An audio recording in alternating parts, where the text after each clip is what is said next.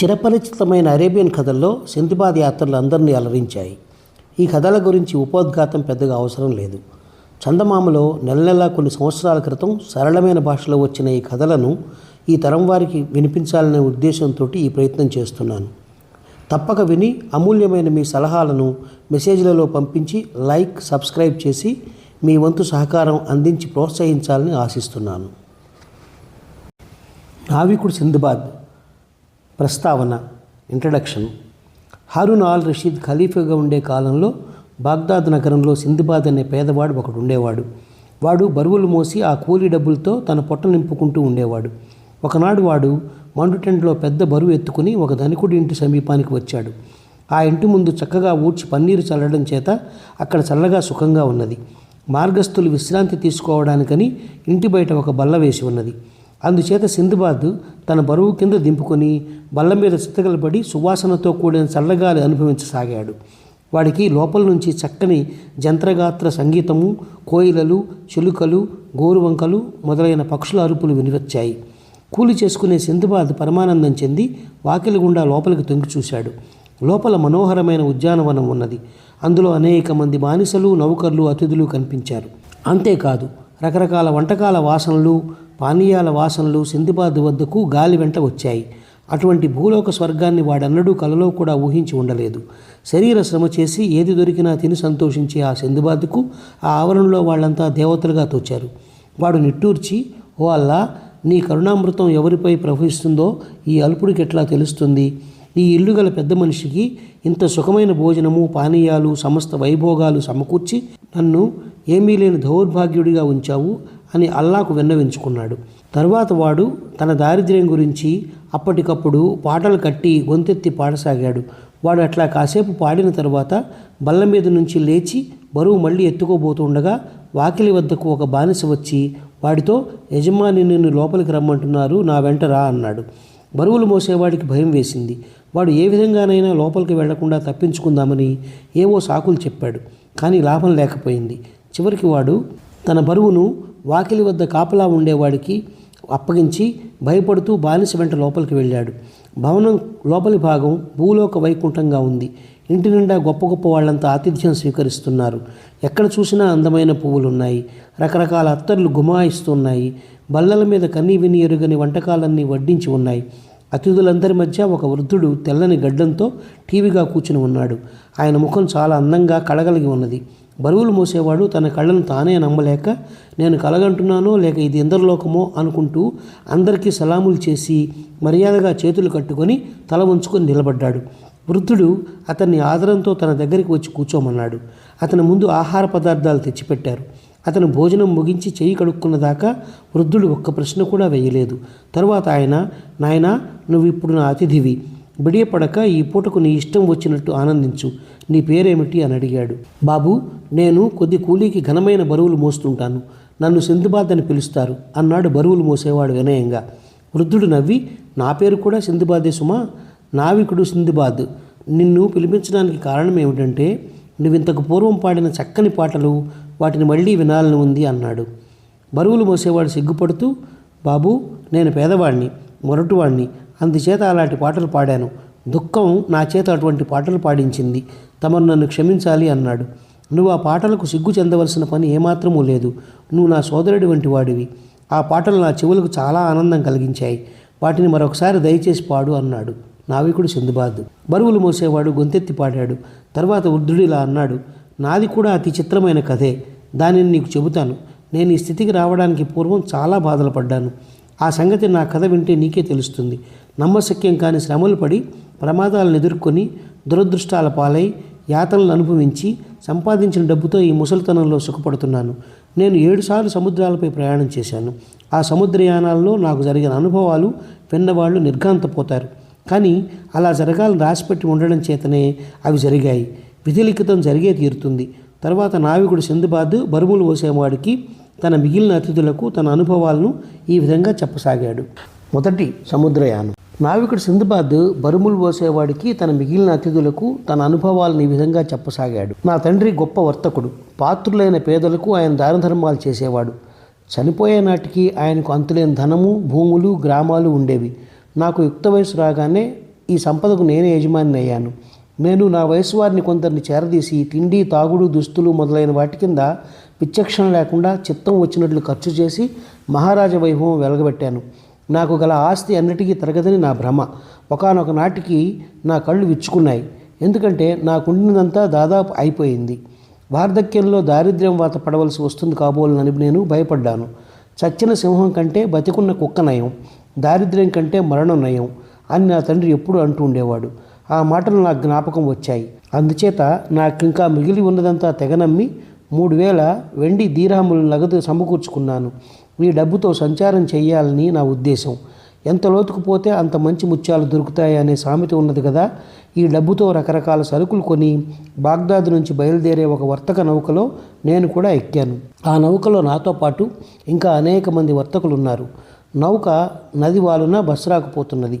Basra నుంచి మేము సముద్రయానం సాగించాం. దారిలో ఎన్నో దీవులు తగిలాయి, ఎన్నో రేవులు తగిలాయి. ప్రతి చోట సరుకు అమ్మాం. ఇతర సరుకులతో మారకం వేసుకున్నాం. అనేక వారాల పాటు మాకు భూమి పొడ కనిపించకుండా ప్రయాణం చేశాక ఒక అందమైన దీవి కళ్ళబడింది. అది పచ్చగా మరకతలలాగా కంటిని ఆకర్షించింది. సరంగు పడవను ఆ దీవి వద్దకు చేర్చి లంగర్ దింపించాడు. తాళ నిచ్చెనల మీద ప్రయాణికులం నేల మీదకి దిగాం. మా వర్తకులందరి వద్ద ఆహారము, వంట పాత్రలు ఉన్నాయి. కొందరు నిప్పు చేసి వంట ప్రారంభించారు. కొందరు తమ బట్టలు ఉతుక్కున్నారు. కొందరు పచారులు చేశారు. మరికొందరు విశ్రాంతి తీసుకున్నారు. నేను మటుకు ఆహారం ఏర్పాట్లు చేసుకోవడమే కాక అక్కడి వింత వృక్షాల మధ్యగా నడిచి ఆనందించాను. ఈ విధంగా మేమందరము ఎవరి పనులలో వారు నిమగ్నమై ఉన్న తరుణంలో ఉన్నట్టుండి ఆ దీవి ఈ చివరి నుంచి ఆ చివరకు ఒక్కసారిగా కంపించింది. ఎక్కడి వాళ్ళం అక్కడ నేల మీద కూలిపోయాం. మేము దిగ్భ్రాంతులమై పడిపోయి ఉన్న సమయంలో సరంగు పడవలో నుంచి కనిపించి పెరిగా చేతులూపుతూ భయంతో కూడిన కంఠంతో, అపాయం, ప్రాణాలు రక్షించుకోండి, అది దీవి కాదు, బ్రహ్మాండమైన తిమింగలం. అది అనాదిగా సముద్రంలో ఉండడం చేత దాని వీపున ఇసుక పేరి అందులో చెట్లు మొలిచాయి. మీరు మంటలు చేసి దాన్ని రెచ్చగొట్టారు. అది కదులుతున్నది, వచ్చేయండి, లేకపోతే అది నీటిలో మునిగి మిమ్మల్ని కూడా ముంచేయగలదు అని అరిచాడు. ఈ మాటలు విన్న వర్తకులు తమ బట్టలను, గిన్నెలను, ఇతర సామాగ్రిని వదిలేసి పడవ వైపు పరిగెత్తారు. పడవ లంగరెత్తుతున్నారు. అది కదిలింది. కొందరు పడవను అందుకోగలిగారు, మరికొందరు అందుకోలేకపోయారు. ఇంతలో తిమింగలం నీటిలో మునగనే మునిగింది. పడవ అందుకోలేక దాని వీపు మీద దిగబడిపోయిన వారంతా సముద్రం వాత పడ్డారు. సముద్రం వాత పడిన వారిలో నేను కూడా ఒకడిని. కానీ అల్లా అనుగ్రహం చేత ఒక కొయ్య తొట్టి నా వైపు కొట్టుకొచ్చింది. అందులో ఎవరో వర్తకులు బట్టలు జాడించుకున్నారు. ఆ తొట్టి నన్ను సముద్రంలో మునగకుండా కాపాడింది.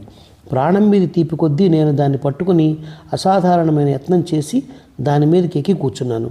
కూర్చోవడానికి పట్టు కుదిరాక నేను నా కాళ్లను తెడ్లలాగా ఉపయోగిస్తూ ముందుకు పోగలిగాను. కానీ అలలు తొట్టిని ఈ పక్కకు ఆ పక్కకు ఉంచుతూనే ఉన్నాయి. ఈ లోపల పడవ తెరచాపలన్నీ ఎత్తారు. అది వాయువేగాన్ని వెళ్ళిపోతున్నది. నేను నా శక్తి కొద్దీ కాళ్లతో నీటిని తోస్తూ దాని వైపు వెళ్ళాను. కానీ అది కొద్దిసేపట్లో కనుచూపు మేరలో లేకుండా వెళ్ళిపోయింది. ఇంతలో చీకటి కూడా పడింది.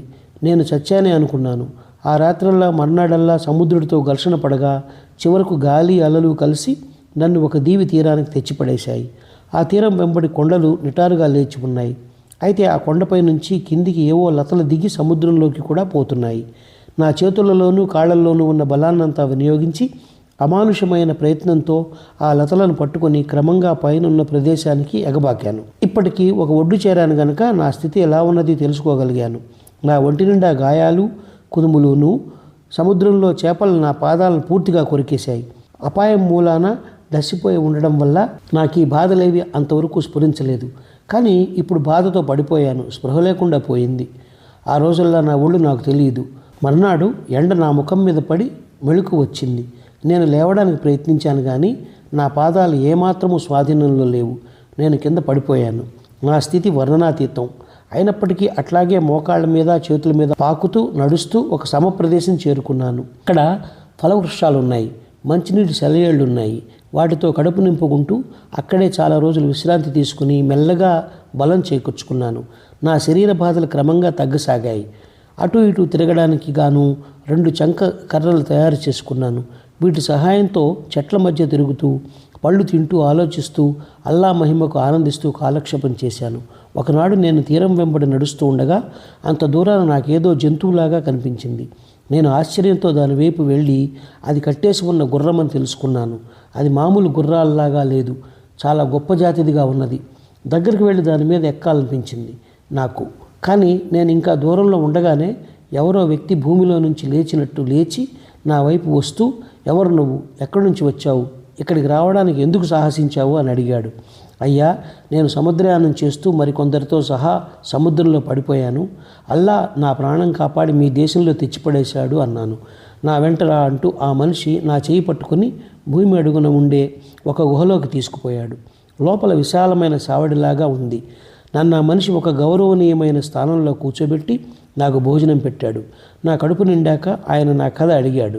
నేను చెప్పిన కథ యావత్తూ శ్రద్ధగా విని చాలా ఆశ్చర్యపోయాడు. నా కథ చెప్పాను. దయచేసి మీ కథ కూడా చెబుతారా అని అడిగాను. ఆయన ఈ విధంగా చెప్పాడు. ఈ దీవిలో నాలాంటి వాళ్ళం చాలామంది అక్కడక్కడ ఉన్నాం. మీర్ జాస్ మహారాజుకు గుర్రాలు సంపాదించి పెట్టడమే మా పని. ప్రతి అమావాస్య నాడు సముద్రంలో నుంచి ఉత్తమాశ్వాలు తీరానికి మెయ్యడానికి వస్తాయి. వాటిని పట్టుకోవడం మా పని. నిన్ను మీర్జాన్ మహారాజ్ దగ్గరికి తీసుకుపోతాను. మనం కలుసుకోవడం మంచిదయింది. లేకపోతే నీవి ద్వీపం మీద నిష్కారణంగా చచ్చిపోయేవాడివి. ఇంతలో మిగిలిన కాసావాళ్ళు కూడా అక్కడికి వచ్చారు. నన్ను ఒక గుర్రం మీద ఎక్కించారు. అందరము కలిసి మీర్జాస్ మహారాజ్ భవనానికి వెళ్ళాం. కాసావాళ్ళు ముందుగా రాజుకు నా గురించి చెప్పారు. తరువాత నేను ఆయన దర్శనం చేసుకున్నాను. నాకు ఆయన ఆదరంతో స్వాగతం ఇచ్చి నా నోటనే నా కథంతా విన్నాడు. చివరికి ఆయన, నాయనా, నీ ఆయుర్దాయం చాలా గట్టిది, లేకపోతే ఇన్ని ఇక్కట్లు గడిచి ప్రాణాలతో బయటపడవు అన్నాడు. ఆయన నన్ను తన ఆప్తులలో ఒకనిగా చేసుకుని రేవులు, నౌకా వ్యవహారాలు చూసే పదవిలో నన్ను మంచి జీవితం మీద నియమించాడు. నా ఉద్యోగంలో తగినంత తీరిక ఉండేది. అందుచేత నేను రాజును రోజూ కలుసుకోగలిగేవాడిని. ఆయన నన్ను తన ఆప్తుల్లోకెల్లా అగ్రగణ్యుడిగా చూసుకుంటూ రోజు ఏదో ఒక బహుమానం ఇస్తూ వచ్చాడు. చివరకు నన్ను సంప్రదించకుండా ఆయన ఏ రాజకార్యము చేయని పరిస్థితి ఏర్పడింది. అక్కడ నాకింత సుఖంగా జరుగుతున్నప్పటికీ నేను నా దేశం గురించి ఆలోచించడం మానలేదు. అక్కడికి తిరిగి పోగలుగుతానన్న ఆశ కూడా నన్ను వదలలేదు. బాగ్దాద్ నగరం ఏ దిక్కుగా ఉన్నది అని నేను ఎందరో నావికులను అడిగి చూశాను. కానీ ఒక్కరూ చెప్పలేకపోయారు. వారికి అసలు ఆ నగరం పేరైనా తెలియదు. అందుచేత కాలం గడుస్తున్న కొద్దీ నాలో స్వదేశానికి తిరిగిపోవాలన్న ఆరాటం కాస్త జాస్తి అయింది. తిరిగిపోలేనన్న భయం కూడా తలెత్తింది. ఒకనాడు నేను సముద్ర తీరాన రేవులో నిలబడి ఉద్యోగరీత్యా పడవల కోసం చూస్తుండగా ఒక పెద్ద పడవ రేవు చేరింది. పడవ లంగరు దించి తాటినిచ్చిన కింద పడవేయగానే నేను పడవ మీదకి ఎక్కి సరంగును కలుసుకొని సరుకులు తనిఖీ చేశాను. నా ఎదుటనే నావికులు వాటిని బయట పెడుతుంటే నేను జాబితా రాసుకున్నాను. అంతా ఆ యొక్క పడవలో ఇంకేమీ సరుకు లేదా అని సరంగుని అడిగాను. ఉన్నది బాబు, అది విక్రయించడానికి కాదు, అందుచేత అడుగునే ఉంచేశాను. ఆ సరుకు గల మనిషి సముద్ర మధ్యంలో మునిగిపోయాడు. అవకాశం దొరకగానే దాన్ని అతని బంధువుల పరం చేస్తాను. వారు బాగ్దాద్ నగరంలో ఉంటారు అన్నాడు సరంగు. నా గుండె అతివేగంగా కొట్టుకోసాగింది. అయ్యా, ఆ మునిగిపోయిన మనిషి పేరేమిటి అని సరంగుని అడిగాను. నావికుడు సింధుబాద్ అని ఆయన జవాబు చెప్పాడు. నేను ఆ మనిషి కేసు పరీక్షగా చూసి లోగడ మమ్మల్ని నడి సముద్రంలో వదిలి పడవను తీసుకుపోయిన మనిషి ఇతడేనని వెంటనే గుర్తించాను. నేనే నావికుడు సింధుబాదును అని ఒక్క కేక పెట్టాను. తరువాత ఆయనతో నా అనుభవాలు ఉన్నట్టు చెప్పేశాను. కానీ ఆ సరంగు నా మాటలు నమ్మక, ఎంత మోసం, ఎంత ఘోరం, నావికుడు సింధుబాద్ సముద్రంలో మునిగిపోవడం మేమంతా కళ్ళారా చూస్తేమే కదా, నువ్వే అతనంటావే, అలా అబద్ధం ఆడడానికి సిగ్గులేదు అని అడిగాడు. అబద్ధం ఆడవలసిన గతి నాకేమిటి, నేనే నావికుడు సింధుబాదునని నీకు రుజువు చేస్తాను చూడు అంటూ ఆ తిమింగలాన్ని భూమి అనుకుని మేము దాని మీద దిగిన నాటి వివరాలన్నీ చెప్పాను. చివరకు సరంగు నమ్మక తప్పింది కాదు.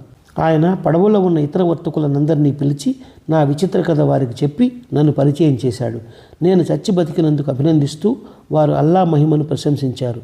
తర్వాత సరంగు నా సరుకంతా నా పరం చేశాడు. నేను ప్రతి మూట మీద వేసిన సీడు సరిచూసుకొని నా సామాన్లో కొన్ని అమూల్యమైన వస్తువులను మీర్జాస్ మహారాజుకు బహూకరించడానికి ఉంచి మిగిలిన సరుకంతా బజారుకు పట్టించుకుపోయి అమ్మేశాను. ఈ అమ్మకం మీద నాకు ఒకటికి 100 లాభం వచ్చింది. రాజు ఈ సంగతంతా వినగానే చాలా సంతోషించాడు. ఆయనకు నేనంటే అంత ఇష్టం. నేను ఇచ్చిన బహుమానాలకు ఎన్నో రెట్లు విలువైనవే ఆయన నాకు ఎదురిచ్చాడు.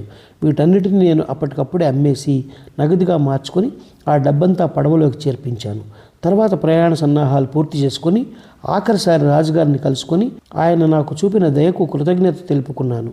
నేను వెళ్ళిపోతున్నానని ఆయన చాలా విచారించాడు. ఈసారి ఆయన నాకు అనేక రకాల అత్తరులు, మంచి గంధం చెక్కలు, హారతి కర్పూరము, సాంబ్రాణి మొదలైనవి బహూకరించాడు. అవి ఆ దీవులో పుష్కలంగా దొరుకుతాయి. వాటినన్నింటినీ పడవలోకి ఎక్కించాను.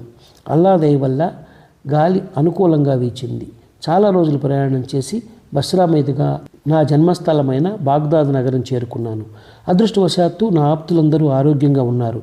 నేను సంపాదించుకు వచ్చిన ధనంతో అనేక భవనాలు, బాలిసలు, దాసదాసీ జనము, పొలాలు, ఇతర ఆస్తులు కొన్నాను. మా తండ్రి పోయేనాటికి నాకుండిన ఆస్తిని మించి కొనగలిగాను. తర్వాత సమస్త భోగాలు అనుభవిస్తూ నా తొలి ప్రయాణంలో పడిన ఇక్కట్లన్నింటినీ సులువుగా మర్చిపోగలిగాను. రెండవ సముద్రయానం నేను సాటిలేని భోగాల్లో మునిగి తేలుతున్నప్పటికీ కొంతకాలానికి నాకు ప్రపంచపు మారుమూలలు, కొత్త కొత్త దీవులు చూడాలన్న కోరిక కలగసాగింది. వర్తకం మీద కూడా ఆసక్తి కలిగింది. నేను బజారుకు వెళ్ళి వర్తకానికి పనికి వచ్చే సామగ్రి కొని మూటలు కట్టించి రేవుకు పట్టించుకు వెళ్ళాను. త్వరలోనే ఒక ముచ్చటైన నౌక రేవులోకి వచ్చింది. సముద్ర ప్రయాణానికి కావలసిన హంగులన్నీ ఆ నౌకలో అమరి ఉన్నాయి. దాని తెరచాపలు కూడా ఎంతో అందంగా ఉన్నాయి. ఈ నౌకను చూడగానే నాకు చాలా ముచ్చట వేసి నా సరుకంతా అందులోకి ఎక్కించాను. ఆ నౌకలోనే నేను ఎరిగిన వర్తక స్నేహితులు కొందరు ప్రయాణం చేస్తున్నారు. వారితో కలిసి ప్రయాణం చేయడం నాకు సంతోషం కలిగించింది. ఆ రోజే నౌక లంగరు ఎత్తి కదిలింది. అది సముద్రం మీద చాలా వేగంగా సాగింది. మేము అనేక వారాల పాటు సముద్రయానం చేసి అనేక దీవులలో ఆగాం. అక్కడి అధికారులను పరిచయం చేసుకున్నాం. అక్కడి వర్తకులకు మా సరుకులు అమ్మాం. వీలైతే వారి సరుకులతో మారకం వేసుకున్నాం. చివరికి మా నౌక ఒక దీవిని తాకింది. ఆ దీవి సౌందర్యం వర్ణనాతీతం. ఎక్కడ చూసినా ఎత్తైన చెట్లున్నాయి. వాటి మీద రకరకాల పక్షులు మనోహరంగా కూస్తున్నాయి. సలహేళ్లు ప్రవహిస్తున్నాయి. కానీ ఆ దీవిలో మనిషి అన్నవాడు ఎక్కడా కనబడలేదు. మేమంతా ఆ దీవి మీద కొంతసేపు విశ్రాంతి తీసుకుంటామంటే సరంగు సమ్మతించి లంగరు వేయించాడు. అందరూ తిరిగి చెట్ల మధ్యగా పచారులు చేయసాగారు. నేను కొద్ది ఆహారం తీసుకొని ఒక సెలయేటి ఒడ్డున పచ్చని చెట్ల నీడలా కిందికి వెళ్ళాను. అలాంటి చోట కూర్చుని భోజనం చేయడమే ఒక విందు అనిపించింది. చల్లగా మలయమారుతం వీస్తున్నది. పచ్చని గడ్డి మీద విశ్రమించి కునుకు తీశాను. నేను నిద్రలేచేసరికి దీవిలో ఒక్కరూ లేరు. రేవులో నౌక లేదు. నా సంగతి మర్చిపోయి నౌక మిగిలిన వారిని ఎక్కించుకొని కదిలిపోయి ఉంటుంది. సముద్రం వైపు పరకాయించి చూస్తే చాలా దూరాన తెరచాపలు కనిపించాయి. నౌక అప్పుడే కనుచూపు మేర దాటిపోతున్నది. నాకు కలిగిన దిగ్భ్రమ, దైన్యము అంతా ఇంతా కాదు. నాకున్న సమస్తము ఆ నౌకలో వెళ్ళిపోతుంటే ఈ నిర్జనమైన దీవి మీద ఒంటరిగా దిగబడిపోయిన నా గతి ఏం కాను? నాకు మతిపోయినట్టయింది. ఒరే సింధుబాద్ నావికుడా, నీ కొంప కూలిపోయింది. మొదటి ప్రయాణంలో నిన్ను కాపాడిన విధి మళ్ళీ కాపాడుతుందా? చేయి జారిన కూజా మొదటిసారి పగలకపోతే రెండోసారైనా పగిలి తీరుతుంది అని గట్టిగా కేకపెట్టాను. నేను ఏడ్చాను. లోపల నుంచి తన్నుకొచ్చే నిస్పృహను వదిలించుకోవడానికి నెత్తి బాదుకొని కేకలు పెట్టాను. ఒరే దౌర్భాగ్యుడా, బాగ్దాదులో సుఖంగా కుడిచి కూర్చోలేక తగుదనమ్మా అని మళ్ళీ సముద్రయానం తగలెట్టావు. రాజభోగంగా ఏ లోటు లేకుండా నీకు జరిగిపోతూ ఉండే. నీకు ఏ లోపం జరిగిందని బయలుదేరావు? నీ మొదటి సముద్రయానం సుఖంగా సాగింది కనుకన ఏమనుకుని ఏం లాభం? పుట్టినవాడికి చావు తప్పదు అనుకుంటూ వెరివాడిలాగా అయిపోయి పడిపోయాను. క్రమంగా నా బుద్ధి వాస్తవాన్ని గుర్తించసాగింది. గతించిన దానికి ఏడ్చి ప్రయోజనం లేదు. కర్తవ్యం ఆలోచించాలి. నేను లేచి నిలబడి కొంతసేపు అయోమయంగా నడిచాను. అలా నడవడం క్షేమం కాదని, ఏ క్రూర జంతువైనా ఎదురు కావచ్చునని తోచి ఒక ఎత్తైన చెట్టు ఎక్కాను. ఆ చెట్టు మీద నుంచి చుట్టూ కలయ చూశాను. అన్ని వైపులా చెట్లు, పక్షులు, కొండలు, గుట్టలు తప్ప ఏమీ కనిపించలేదు. కానీ ఒక దిక్కుగా మాత్రం ఏదో తెల్లగా పెద్దదిగా కనిపించింది. అదేమిటో తెలుసుకుందామని చెట్టు దిగి ఆ దిక్కుగా నడవసాగాను. కానీ లోపల భయం పీకుతూ ఉండడం వల్ల కాలు చురుగ్గా సాగలేదు. చెట్ల చివరకు ఆ తెల్లని వస్తువు ఒక బ్రహ్మాండమైన బురుజులాగా ఉన్నట్టు స్పష్టమైంది. లోపలికి పోవడానికి మార్గం ఏదైనా ఉందేమోనని దాని చుట్టూ ప్రదక్షిణం చేశాను. కానీ ఎక్కడా మార్గం లేదు. పోనీ దానిపైకి ఎక్కుదామంటే అది నున్నగా గచ్చు చేసినట్లుగా ఉండడం చేత కాలికి పట్టు చిక్కలేదు. అది ఎంత ప్రమాణం ఉందో చూద్దామని చుట్టూ అంగలు వేసుకుంటూ తిరిగి ఇసుకలో పడిన నా కాలి గుర్తులు లెక్కించగా సరిగ్గా 150 అంగలున్నాయి. అంటే 150 అడుగులు అన్నమాట. ఈ చిత్రమైన కట్టడంలోకి ఎలా ప్రవేశించగలనా అని ఆలోచిస్తున్నంతలో ఆకస్మికంగా సూర్యుడు కాస్త మాయమై చీకటి పడ్డట్టయింది. మొట్టమొదట సూర్యుడికి మబ్బేమైనా అడ్డు వచ్చిందా అనుకున్నాను. కానీ వేసవి కాలంలో మబ్బులు ఎందుకుంటాయని వెంటనే అనిపించింది. సూర్యుడికి అడ్డు వచ్చిందేమిటా అని చూసేసరికి సూర్యుడికి అడ్డంగా ఎగురుతూ ఒక బ్రహ్మాండమైన పక్షి కనబడింది. దాని రెక్కల బారు ఊహించలేనంతగా ఉంది. మొదట నా కళ్ళను నేనే నమ్మలేకపోయాను. కానీ తర్వాత నేను అది వరకు విని ఉన్న గండపేరుండ పక్షులు జ్ఞాపకం వచ్చాయి. ఈ పక్షులు ఎక్కడో సముద్రం మధ్యన ఒక దీవిలో ఉన్నాయని, అవి ఏనుగులను సైతం సునాయాసంగా ఎగరవేసుకుపోతాయని నా చిన్నతనంలో అనేక మంది యాత్రికులు నావికులు చెప్పారు. ఆ వచ్చే పక్షి గండపేరుండ పక్షి కావచ్చునని, ఇసుకలో ఉన్న ఈ బురుజులాంటిది దాని గుడ్డు కావచ్చునని నాకు తోచింది. ఈ నా ఊహ సరైనదని రుజువైంది. ఆ పక్షి నేరుగా వచ్చి ఆ గుడ్డు మీదనే వాలి తన రెక్కలు రెండు వైపులా చాచి నిద్రపోసాగింది. ఆ పక్షి గుడ్డు మీద వాలే సమయానికి నేను ఇసుకలో బోర్లా పడుకున్నాను. తర్వాత నేను లేచేసరికి పక్షి కాలు ఒక పెద్ద చెట్టు మాను కన్నా కూడా పెద్దదిగా కనిపించింది. నేను వెంటనే నా తలపాగా తీసి విప్పి దాన్ని జములుగా పెనవేసి మోకులాగా తయారు చేసి దాని సహాయంతో నన్ను నేను ఆ పక్షి కాళ్లల్లో ఒకదానికి గట్టిగా కట్టేసుకున్నాను. నా ఉద్దేశం ఏమంటే, ఎప్పుడో ఒకప్పుడు ఈ పక్షి లేచిపోకపోదు. దాని వెంబడి నేను కూడా వెళితే నన్ను అది ఎక్కడైనా మనుషులుండే చోట దించుతుందేమోనని, ఈ నిర్జన ద్వీపం కన్నా ఏ చోటనైనా నయమేననిపించింది. నేను దాని కాలికి కట్టుకుంటున్న సంగతి ఆ పక్షికి కొంచెమైనా తెలియవచ్చినట్లు లేదు. నేను దాని ప్రాణానికి ఈగో దోమో అన్నట్టుగా ఉండాలి. తెల్లవార్లు నేను అదే స్థితిలో ఉన్నాను. నేను నిద్రపోతూ ఉండగా అది ఎగిరిపోతుందేమోనని తెల్లవార్లు మేలుకునే ఉన్నాను. కానీ పూర్తిగా తెల్లవారినాకనే అది గుడ్డు మీద నుంచి లేచి ఒక భయంకరమైన కేక పెట్టి గాలిలోకి లేచింది. అది ఆకాశంలోకి ఎంత ఎత్తు ఎగిరిందో చెప్పలేను. అలా చాలా ఎత్తు లేచి అతివేగంగా దిగి రాసాగింది. ఆ పక్షి దిగే వేగానికి నా బరువే నాకు తెలియకుండా పోయింది. చివరికి ఆ పక్షి ఒక రాతి మీద వాలింది. నేను వెంటనే నా నడుము చుట్టూ కట్టుకుని ఉన్న తెల్లగుడ్డ విప్పసాగాను. నేను దాని కాలి నుంచి విడిపడే లోపుగా మళ్ళీ అది ఎగిరిపోతుందేమోనని నా భయం. నేను కట్టు విడిపించుకుని యువతలకు వచ్చి ఆ పక్షి కళ్ళ పడకుండా ఎక్కడ దాక్కుందామా అని చూస్తుండగా ఆ పక్షి మళ్ళీ లేచింది.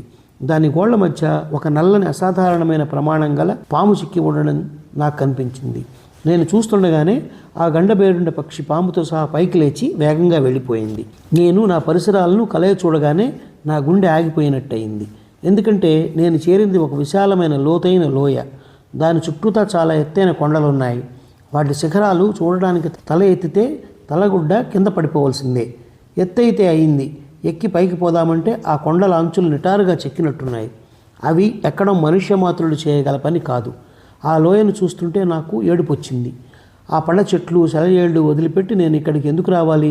ఇక్కడ ఒక గడ్డి పరక లేదు, ఒక్క చుక్క నీరు కూడా లేదు, ఇందులో నుంచి బయటపడే మార్గం కూడా లేదు. అందుచేత ఈ భయంకర ప్రదేశంలో ఆకలి దప్పులతో అలమటించి చావక తప్పదు. నేను ఒక ఆపద నుంచి తప్పించుకోపోయి అంతకంటే పెద్ద ఆపద తెచ్చిపెట్టుకున్నాను. లోయ ఎలా ఉన్నది చూద్దామని నడవసాగాను. అక్కడ శిలలు మామూలు శిలలు కావు. అందులో మణులున్నాయి. కింద అంతటా రాళ్ల నుంచి ఊడిపడిన మాణిక్యాల కుప్పలున్నాయి. కొన్ని చోట్ల ఇవి మనిషి తల ఎత్తు కూడా ఉన్నాయి. నేను ఈ రత్నాలను చూసి ఆనందించే వ్యవధి అయినా లేకుండా ఒక భీకర దృశ్యం నా కళ్ళపడింది. ఈ రత్నరాశుల మధ్యగా తాటిబందలను తేసి లావుగల నల్లని భయంకరమైన పాములు తిరుగుతున్నాయి. అవి ఏనుగులను సైతం సునాయాసంగా మింగగలవనిపించింది. బాగా తెల్లవారితే గండబేరుండ పక్షులు తమను చూస్తాయని ఆ పాములు తమ రహస్య స్థానాలకు వెళ్ళిపోతున్నాయి. రాత్రిపూట మాత్రమే అవి ఈ లోయలలో స్వేచ్ఛగా తిరగగలవు. పాములు ఎక్కువగా ఉన్న చోట్లకు దూరంగా ఉంటూ పొద్దుగుంకేదాకా నేను ఆ లోయ అంతటా తిరిగాను. నాకు ఆకలి దప్పుల సంగతి కూడా జ్ఞాపకం రాలేదు. ఈ పాముల వాత పడకుండా చూసుకోవడం తప్ప నాకు మరో ఆలోచనే లేదు. వెతకగా నాకు ఒక కొండబెల్లం కనిపించింది. అది నేను దూరే పడ్డది. ఆ రాత్రికి అందులో దూరి భద్రంగా ఉండవచ్చును అనుకుని ద్వారానికి ఒక పెద్ద రాయి అడ్డుపెట్టి లోపలికి పాకుతూ వెళ్ళాను. నేను కొద్ది దూరం వెళ్ళేసరికి ఒక భయంకరమైన విషయం తెలియవచ్చింది. అదేమిటంటే నేను దూరినది కొండబెల్లం కానే కాదు, ఒక నల్ల పాము చుట్ట. ఆ పాము తన గుడ్లను పొదుక్కోవడానికి అది చుట్టుకు పడుకుంది. ఆ సంగతి గ్రహించగా నాకు భరించరాని భయం కలిగి స్పృహ తప్పి పడిపోయాను. నేను ఆ స్పృహలో నుంచి బయటపడి రాయి తోసుకుని బయటికి వచ్చేసరికి తెల్లవారిపోయింది. నా కాళ్ళు గుడ్డపీలికల్లాగా ఉండడం చేత నేను సరిగా నిలబడలేకుండా ఉన్నాను. ఆకలి దప్పుల వల్ల విశ్రాంతి లేక నేను నీరసించిపోయాను. ఇంకా నయం, ప్రాణాలతో బయటపడ్డాను. నన్ను ఆ పాము మింగేసింది కాదు. నేను లోయలో నిలబడి చుట్టూ కలయి చూస్తున్నంతలో తప్పుక్కుమని మాంసం మొక్క ఒకటి నా సమీపంలోనే రాళ్ల మీద పడింది. నేను ఉలిక్కిపడి అది ఎక్కడి నుంచి వచ్చిందో అని తల ఎత్తి చూశాను. కానీ ఆ మాంసం మొక్క పడవేసిన వారు ఎక్కడా కనిపించలేదు. ఇంతలో నాకు చిన్ననాడు విన్న విషయం ఒకటి జ్ఞప్తికి వచ్చింది. రత్నాలుండే పర్వతాలలో తిరిగి వచ్చిన వారు నాకు ఆ విషయం చెప్పారు. రత్నాల లోయ నుంచి రత్నాలను సంగ్రహించేవారు గొర్రెలను కోసి ముక్కలు నరికి వాటిని కొండల మీద నుంచి లోయలోకి విసిరేస్తారు. అవి అదృష్టవశాత్తు మణుల మీద పడినప్పుడు ఆ మణులు మాంసంలో గుచ్చుకుంటాయి. తరువాత గండపేరుండ పక్షులు ఆ ముక్కలను తన్నుకుపోయి కొండల మీద ఉండే తమ గూళ్ళకు తీసుకుపోతాయి. అప్పుడు రత్నాలను అన్వేషించేవారు పెద్ద పెద్ద చప్పులు చేసి పక్షిని గూటి వద్ద నుంచి తరిమివేసి మాంసంలో ఇరుక్కుపోయిన రత్నాలను ఏరుకుపోతారు. ఈ విషయం జ్ఞాపకం రాగానే ఈ లోయలో నుంచి బయటపడే మార్గం కూడా నాకు తట్టింది. నేను వెంటనే పెద్ద పెద్ద రత్నాల కోసం వెతికి వాటిని నా జేబుల్లోనూ అంగీలోనూ ఎక్కడ వీలైతే అక్కడల్లా ఉంచుకున్నాను. తర్వాత నా తల బాగా ఉడదీసి కింద పడిన మాంసం ముక్కను నా పొట్టకు కట్టేసుకున్నాను. తర్వాత వెల్లకిలా పడుకున్నాను. కొద్దిసేపట్లో ఏదో పక్షి వచ్చి మాంసం ముక్కను తన గోళ్లతో పట్టుకొని నన్ను లోయలో నుంచి ఆకాశ మార్గాన్ని ఎత్తుకుపోయి తన గూటి వద్ద దింపింది. తర్వాత అది నా పొట్టకు కట్టిన మాంసాన్ని నన్ను కూడా చీల్చి తన బిడ్డలను మేపసాగింది. అదృష్టవశాత్తు అంతలోనే భీకరమైన మోతలు వినపడ్డాయి. పక్షి ఎగిరి చక్కాపోయింది. నేను లేచి నిలబడ్డాను. నా ముఖము దుస్తులు రక్తంతో తడిసిపోయాయి. ఇంతలోనే అక్కడికి ఒక వర్తకుడు పరిగెత్తుకుంటూ వచ్చి నన్ను చూసి దిగ్భ్రమ చెందిపోయాడు. అయితే నేను కదలకపోవడము, అపకారం చేసేవాడిలాగా కనబడకపోవడము చూసి అతను ధైర్యం తెచ్చుకొని ముందుకు వచ్చి మాంసం మొక్కను పరీక్షించాడు. అందులో రత్నాలేమీ లేవు. అతని చేతులు పైకెత్తి ఓ అల్లా, మోసం, దగ అంటూ చప్పట్లు చరిచాడు. నేను అతన్ని మర్యాదగా పలకరించాను. అతను మాత్రం నాతో మర్యాదగా మాట్లాడడానికి మారుగా, ఎవరు నువ్వు? నా సొత్తు దొంగిలించడానికి ఇక్కడికి ఏం వచ్చావు అన్నాడు కోపంగా. భయపడకండి షావుకారు గారు, నేను దొంగను కాను. మీ సొత్తేమీ హరించనూ లేదు. నన్ను చూసి ఏ భూతమో పిశాచమో అనుకోకండి. నేను మనిషినే, వర్తకుణ్ణే. నేను ఇక్కడ ఉండడమే ఒక విచిత్రమైన కథ. ఆ కథ మీకు చెబుతాను. కానీ ముందుగా నేను మీకు స్నేహపూర్వకంగా కొన్ని రత్నాలు ఇస్తాను, స్వీకరించండి. మనుష్యమాతృడెవడు ఎన్నడూ అడుగుపెట్టని రత్నాల లోయలో నేను వీటిని ఏరాను అన్నాను. ఈ మాట అంటూ నేను ఏరిన రత్నాలలో చాలా పెద్దవి కొన్ని తీసి ఆ వర్తకుడి చేతిలో పెట్టాను. అవి తీసుకొని అతను పరమానంద భరితుడై నన్ను భట్రాజు పొగిడినట్టు పొగిడి, ఈ మణులలో ఒక్కటి చాలు, నా జన్మ పొడుగునా భాగ్యవంతుడిగా జీవించగలను. నా జన్మలో ఇంత వెలగల రత్నాలు ఎంత గొప్ప వర్తకుడి వద్ద చూడలేదు. ఆఖరకు రాజుల వద్ద కూడా ఇంత విలువైనవి ఉండవు అన్నాడు ఆశ్చర్యంగా. ఇంతలోనే మిగిలిన వర్తకులు కూడా వచ్చారు. వారందరికీ నా కథ చెప్పాను. వాళ్ళు నా కథ విని చాలాసేపు ఆశ్చర్యపడి తర్వాత, అల్లా అనుగ్రహం వల్ల మీరు ఆ లోయ నుంచి బయటపడ్డారు, కానీ మానవ మాతృడికి అది సాధ్యమయ్యే పని కాదు అని అభినందించారు. నేను శోషతో పడిపోయే స్థితిలో ఉండడం గమనించి పాపం వారు నన్ను తమ గుడారానికి చేర్చి కడుపు నిండా తిండి పెట్టారు, పానీయాలు ఇచ్చారు. ఆ గుడారంలో నేను ఒక పగలు రాత్రి హాయిగా నిద్రపోయాను. మర్నాడు ఉదయం మేమంతా కలిసి బయలుదేరి కొండలు దిగి సముద్ర తీరాన్ని చేరుకున్నాం. అక్కడ నుంచి పడవలో బయలుదేరి కర్పూర ద్వీపం వెళ్ళాం. అక్కడ బ్రహ్మాండమైన కర్పూర చెట్లు ఉన్నాయి. ఎంత ఎండలోనైనా వాటి కింద చల్లగా ఉంటుంది. ఒక్కొక్క చెట్టు నీడలో 100 మంది సుఖంగా విశ్రమించవచ్చు. ఈ చెట్ల బోదెలకు ఘాట్లు పెడతారు. వాటి నుంచి కారే సొనను కుండల్లో పట్టి సువాసన గల హారతి కర్పూరం తయారు చేస్తారు. ఆ ద్వీపంలోనే నేను ఒక భయంకరమైన మృగాన్ని చూశాను. అది ఖడ్గమృగం జాతిదే కానీ అంతకంటే చాలా పెద్దది, ఒంటికన్నా ఎత్తుంటుంది. దాని ముట్టపై 10 మూరల ఎత్తు కొమ్ము ఉంటుంది. అది మామూలుగా ఆకులు అలములు మేస్తూ దున్నలాగా సంచరిస్తుంది. కానీ దానితో తలపడితే ఏనుగు కూడా దాన్ని గెలవలేదు. అది ఏనుగును తన కొమ్ముతో పొడిచి అవలీలగా పైకి ఎత్తేస్తుంది.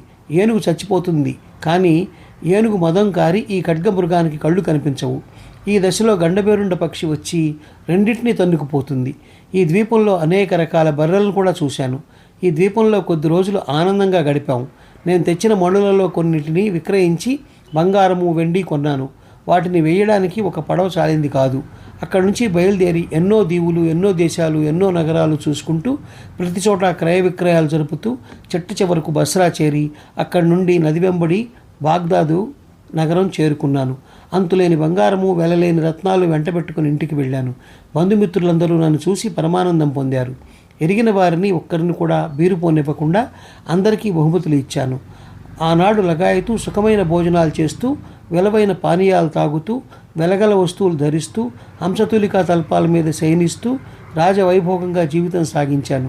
నా చుట్టూ ఆప్తమిత్రులు అస్తమానం ఉండేవారు. రోజు ఎందరో గొప్పవాళ్ళు నన్ను చూడవచ్చి దూరదేశాల వార్తలు వినేవారు. వారికి కావలసిన విషయాలన్నీ చెప్పేవాడిని. నా అనుభవాలు విన్నవారందరూ ప్రాణాలతో బయటపడినందుకు నన్ను అభినందించేవారు. నా 2వ సముద్రయానం ఈ విధంగా ముగిసింది. నా 2వ సముద్రయానం ముగించుకొని వచ్చిన తర్వాత ఎందరెందరో గొప్పవాళ్ళు నన్ను చూడవచ్చి దూరదేశాల వార్తలు వినేవారు. వారికి కావలసిన విషయాలన్నీ చెప్పేవాడిని.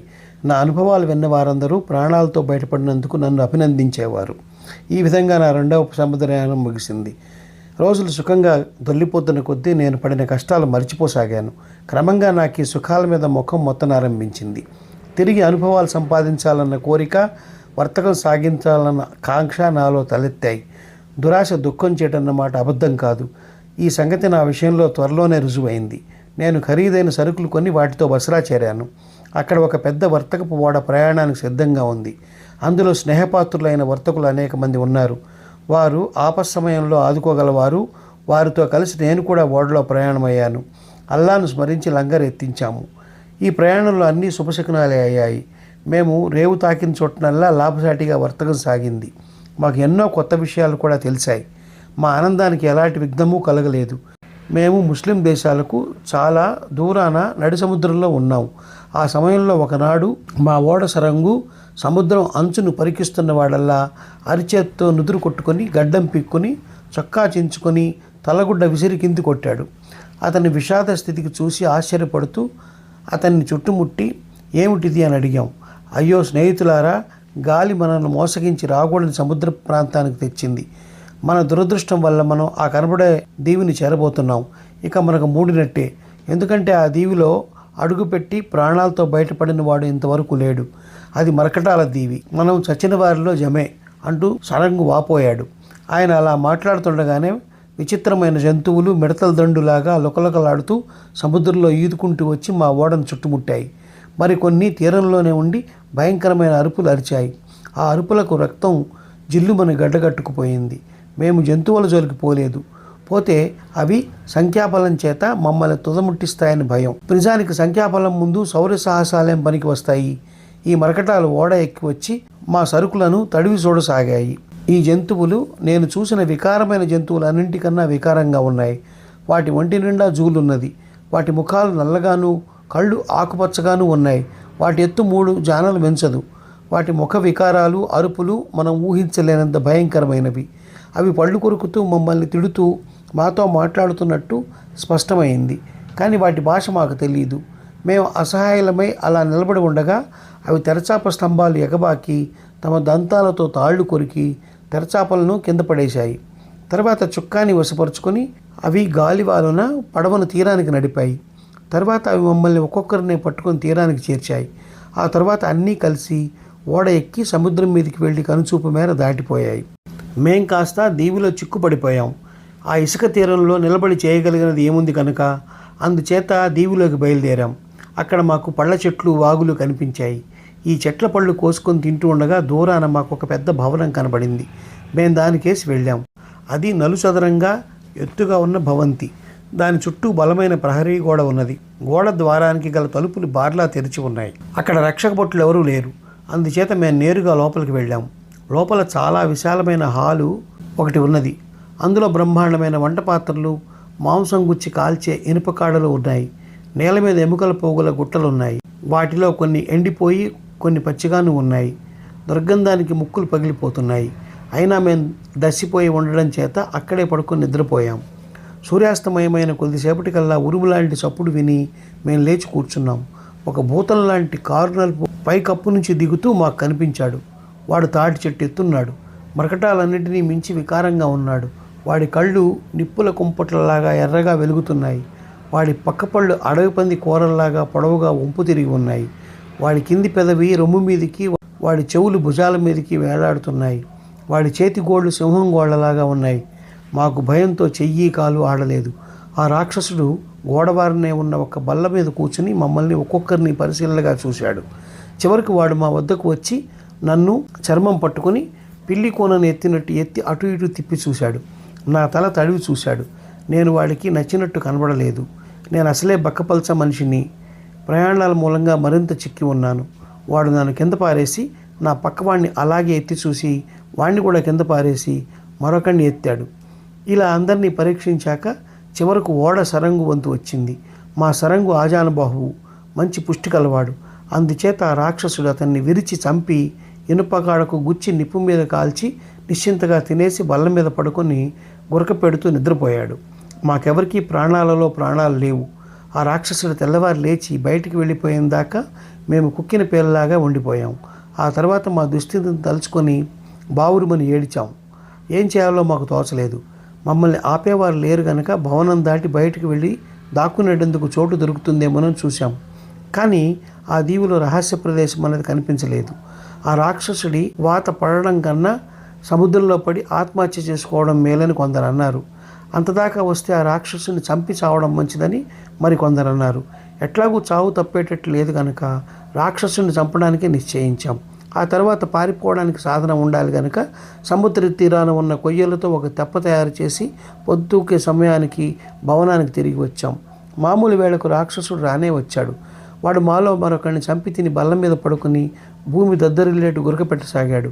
చావుగా మిగిలిన వాళ్ళం 2 ఇనుప కాడలు నిప్పుల్లో ఎర్రగా కాల్చి చెరుకు కాడను 3-4 చొప్పున మోసుకుపోయి ఆ రాక్షసుడి 2 కళ్ళులోనూ గుచ్చాం. వాడు బాధతో పెట్టిన అరుపులు వర్ణనాతీతమైనవి. వాడు కళ్ళైతే పోయాయి కానీ వాడు చావలేదు. మా కోసం వాడు అంతటా తడవసాగాడు. కానీ మేము వాడిని సులువుగా తప్పించుకోగలిగాం. వాడు తడువుకుంటూ ఆకలి తెరుచుకొని బయటికి వెళ్ళిపోయాడు. తప్పించుకుపోవడానికి అదే సమయమని సముద్ర తీరానికి పరిగెత్తి మేము తయారు చేసి ఉంచిన తెప్ప మీద ఎక్కి సముద్రం మీదకు తోసుకుపోసాగాం.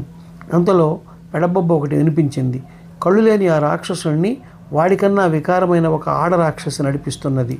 ఇద్దరూ కలిసి సముద్ర తీరానికి వచ్చారు. వాళ్ళు మా తెప్ప మీదకి పెద్ద పెద్ద బండరాళ్ళు విసిరారు. వీటిలో కొన్ని గురి తగలడం వల్ల నేను మరి ఇద్దరు తప్ప మిగిలిన వారంతా సముద్రంలో పడిపోయారు. మేము ముగ్గురం ఆ రాళ్ల బారి దాటిపోగలిగాం. కళ్ళు లేని ఆ రాక్షసుణ్ణి వాడికన్నా వికారమైన ఒక ఆడ రాక్షసి నడిపిస్తున్నది. ఇద్దరూ కలిసి సముద్ర తీరానికి వచ్చారు. వాళ్ళు మా తెప్ప మీదకి పెద్ద పెద్ద బండరాళ్ళు విసిరారు. వీటిలో కొన్ని గురిగా తగలడం వల్ల నేను మరి ఇద్దరూ తప్ప మిగిలిన వారంతా సముద్రంలో పడిపోయారు. మేము ముగ్గురము ఆ రాళ్ల బారి దాటిపోగలిగాం. 2 పగళ్ళు 2 రాత్రులు మేం గాలివాలున కొట్టుకుపోయి మరొక దీవిలో వెళ్ళి పడ్డాం. అప్పటికి మేం కడ ప్రాణాలతో ఉన్నాం. మేం కాసిన పళ్ళు తిని నీరు తాగి ఒక ఎత్తైన చెట్టు ఎక్కేసరికల్లా చీకటి పడిపోయింది. మేము రాత్రి చెట్టు మీదనే నిద్రపోయాం. తెల్లవారి మేము కళ్ళు తెరిచేసరికి మా కంగారు ఏమని చెప్పను, ఒక భయంకరమైన సర్పం మేమెక్కి ఉన్న చెట్టు బోధి అంత లావుది గుహలాగా నోరు తెరుచుకుని మా వైపే వస్తున్నది. అది మమ్మల్ని చూడగానే మా ఎత్తున లేచి నా వెంట ఉన్న వారిలో ఒకరిని కబళించేసి వెళ్ళిపోయింది. అది వెళ్ళిపోయాక నేను 2వ వాడు కలిసి చెట్టు దిగి ఇన్ని పళ్ళు కోసుకు తిని నీళ్లు తాగి ద్వీపమంతా గాలించి ఇంకా ఎత్తైన చెట్టు చూసుకొని దాని మీద ఎక్కి ఆ రాత్రికి నిద్రపోయాం. కానీ తెల్లవారేసరికల్లా ఆ దుష్ట సర్పం మేమున్న చోటికి తయారైంది. అది అవలీలగా చెట్టుకు తన శరీరం పెనవేసి పైకి పాకి నా వెంట ఉన్న 2వ వాడిని కూడా మింగేసి వెళ్ళిపోయింది. నాకు చెప్పరాని దడ పుట్టుకొచ్చింది. ఇక నేను మాత్రమే మిగిలి ఉన్నాను. మేము ఆ రాక్షసుడి నోట పడకుండా తప్పించుకొచ్చినది ఈ క్రూర సర్పం నోట పడటానికేనా? ఛీ, ఇంతకంటే ఆత్మహత్య చేసుకుంటే నయం అనిపించి నేను సముద్ర తీరానికి పరిగెత్తాను. కానీ జీవితేచ్ఛ అతి చిత్రమైనది. అది ప్రాణంపై ఆశను అంత సులువుగా వదులుకోదు. పామును తప్పుకునేటందుకు నాకు ఒక ఉపాయం తట్టింది. నేను సముద్రం ఒడ్డున గల కలప పోగు చేసి 4 వెడల్పైన చెక్కలు 4 వైపులా అడ్డం పెట్టుకుని వాటి మధ్య పడుకుని పైన కొన్ని కర్ర ముక్కలు వేసుకున్నాను. పాము దాని వేళకు అది వచ్చింది. ఆ చెక్కల సందు నుంచి నన్ను బయటికి తీయాలని విశ్వ ప్రయత్నాలు చేసి విఫలమైంది. చివరకు విసిగెత్తి అది నన్ను విడిచి తన దారిన అది వెళ్ళిపోయింది. అది వెళ్ళిపోయిందని రూఢి చేసుకున్నాక నేను చెక్కలు తోసివేసి బయటికి వచ్చి సముద్ర తీరానికి వెళ్ళాను. సముద్రం మీద దూరాన ఒక ఓడ కనిపించింది. నేను వెరివాడిలాగా కేకలు వేస్తూ చేతులు ఊపాను. తర్వాత ఒక చెట్టు కొమ్మకు తలపాగా విప్పి కట్టి ఆడించాను. అదృష్టవశాత్తు అది ఓడ వాళ్ళ కంటపడింది. ఓడ దారి తప్పించి ద్వీపం వైపు వచ్చింది. త్వరలోనే అది తీరాన లంగరు వేసుకున్నది. ఓడ కళాసులు నన్ను ఎక్కించుకున్నారు. ఓడలోకి ఎక్కగానే నాకు మంచి దుస్తులు ఇచ్చారు. సుష్టుగా భోజనం పెట్టారు. చాలా బడలి ఉన్నానేమో, సుఖమైన నిద్ర పట్టింది. మృత్యుదేవత కళ్ళలోకి చూసి హతాశుడనై ఉన్న నాలో మళ్ళీ జీవచైతన్యం కలిగింది. క్రమంగా నేను మామూలు మనిషినైపోయి గడిచిన కష్టాలను పీడకలల కింద పరిగణించసాగాను. మా ప్రయాణం సుఖంగా సాగింది. చివరకు మేము సలాహిత అనే ద్వీపం చేరాం. రేవులో లంగరు దించగానే ఓడలోని వర్తకులంతా క్రయ విక్రయాలు చేయడానికి కిందికి దిగి వెళ్ళారు. అప్పుడు ఓడ సరంగ నా దగ్గరికి వచ్చి, చూడు బాబు, నువ్వు అతి పేదవాడివిగా దిక్కులేని వాడివిగా కనబడుతున్నావు. చాలా కష్టాలు పడ్డానంటున్నావు. కనుక నీకు ఒక సహాయం చేస్తాను. నిన్ను నీ గ్రామం చేరుస్తాను. ఇంతకాలం పడ్డ బాధలన్నీ మరిచిపోయి నా పేరు చెప్పుకొని సుఖంగా బతుకుదువు గాని అన్నాడు. అయ్యా, ఏం సహాయం చేసినా సరే మీ మేలు ఎన్నటికీ మరవను అన్నాను. అయితే విను. కొన్ని ఏళ్ల క్రితం మా వెంట ఒక వర్తకుడు ఉండేవాడు. అతను ప్రయాణంలో ఒక దీవిలో దిగబడిపోయాడు. ఆ తర్వాత అతని జాడే తెలియలేదు. అతను బతికే ఉన్నాడో చచ్చిపోయాడో. అతని సరుకంతా కొట్టులో వేసి ఉంది. అదంతా నీ పరం చేస్తాను. దాన్ని తీసుకుపోయి విక్రయించి కొంత వట్టం కింద నువ్వు ఉంచుకొని మిగిలిది నాకు ఇచ్చేయి. నేను దాన్ని తీసుకుపోయి అతని బంధువులకు అందజేస్తాను అన్నాడు సరంగు. ఆ పని చేసినట్లయితే నన్ను బతికించిన వారవుతారు. ఈ పరిస్థితిలో అంత న్యాయంగా డబ్బు సంపాదించుకోవడం కంటే కావాల్సిందేమిటి అన్నాను. అప్పుడు సరంగు గుమాస్తాను దగ్గరికి పిలిచి బేళ్లనన్నింటినీ చిట్టాలో రాయవయ్యా అన్నాడు. చిత్తం, వీటిని ఎవరి పేరు రాయమన్నారు అని గుమాస్తా అడిగాడు. ఆ సరుకంతా నావికుడు సింధుబాద్ది, కానీ దానిని ఈ మనిషి పేరు రాయి, పేరు అతన్ని అడిగి కనుక్కో అన్నాడు సరంగు. నేనే నావికుడు సింధుబాతును అని గట్టిగా కేకపెట్టాను. ఆశ్చర్యంతో నేను సరంగును పరికించి చూతును కదా, నా 2వ సముద్రయానం అప్పుడు నన్ను ఒక దీవిలో వదిలిపెట్టి నౌకను తరలించుకుపోయిన సరంగు ఇతనే. నేను సంభ్రమంతో నన్ను గుర్తించలేదా, నేను నిజంగా నావికుడు సింధుబాద్నే, బాగ్దాద్ వర్తకుణ్ణి. నా కథ వినండి. నేనే చాలా ఏళ్ల క్రితం ఆ ద్వీపం మీదకి వెళ్ళి తిరిగి పడవ అందుకోలేకపోయాను. మంచి సెలయేటి పక్కన భోజనం చేసి పడుకొని నిద్రపోయాను. నేను నిద్రలేచేసరికి పడవ అప్పుడే కనుచూపు దూరం వెళ్ళిపోయింది. ఆ తరువాత రత్నాల పర్వతం వెళ్ళిన వర్తకులు నన్ను చూశారు.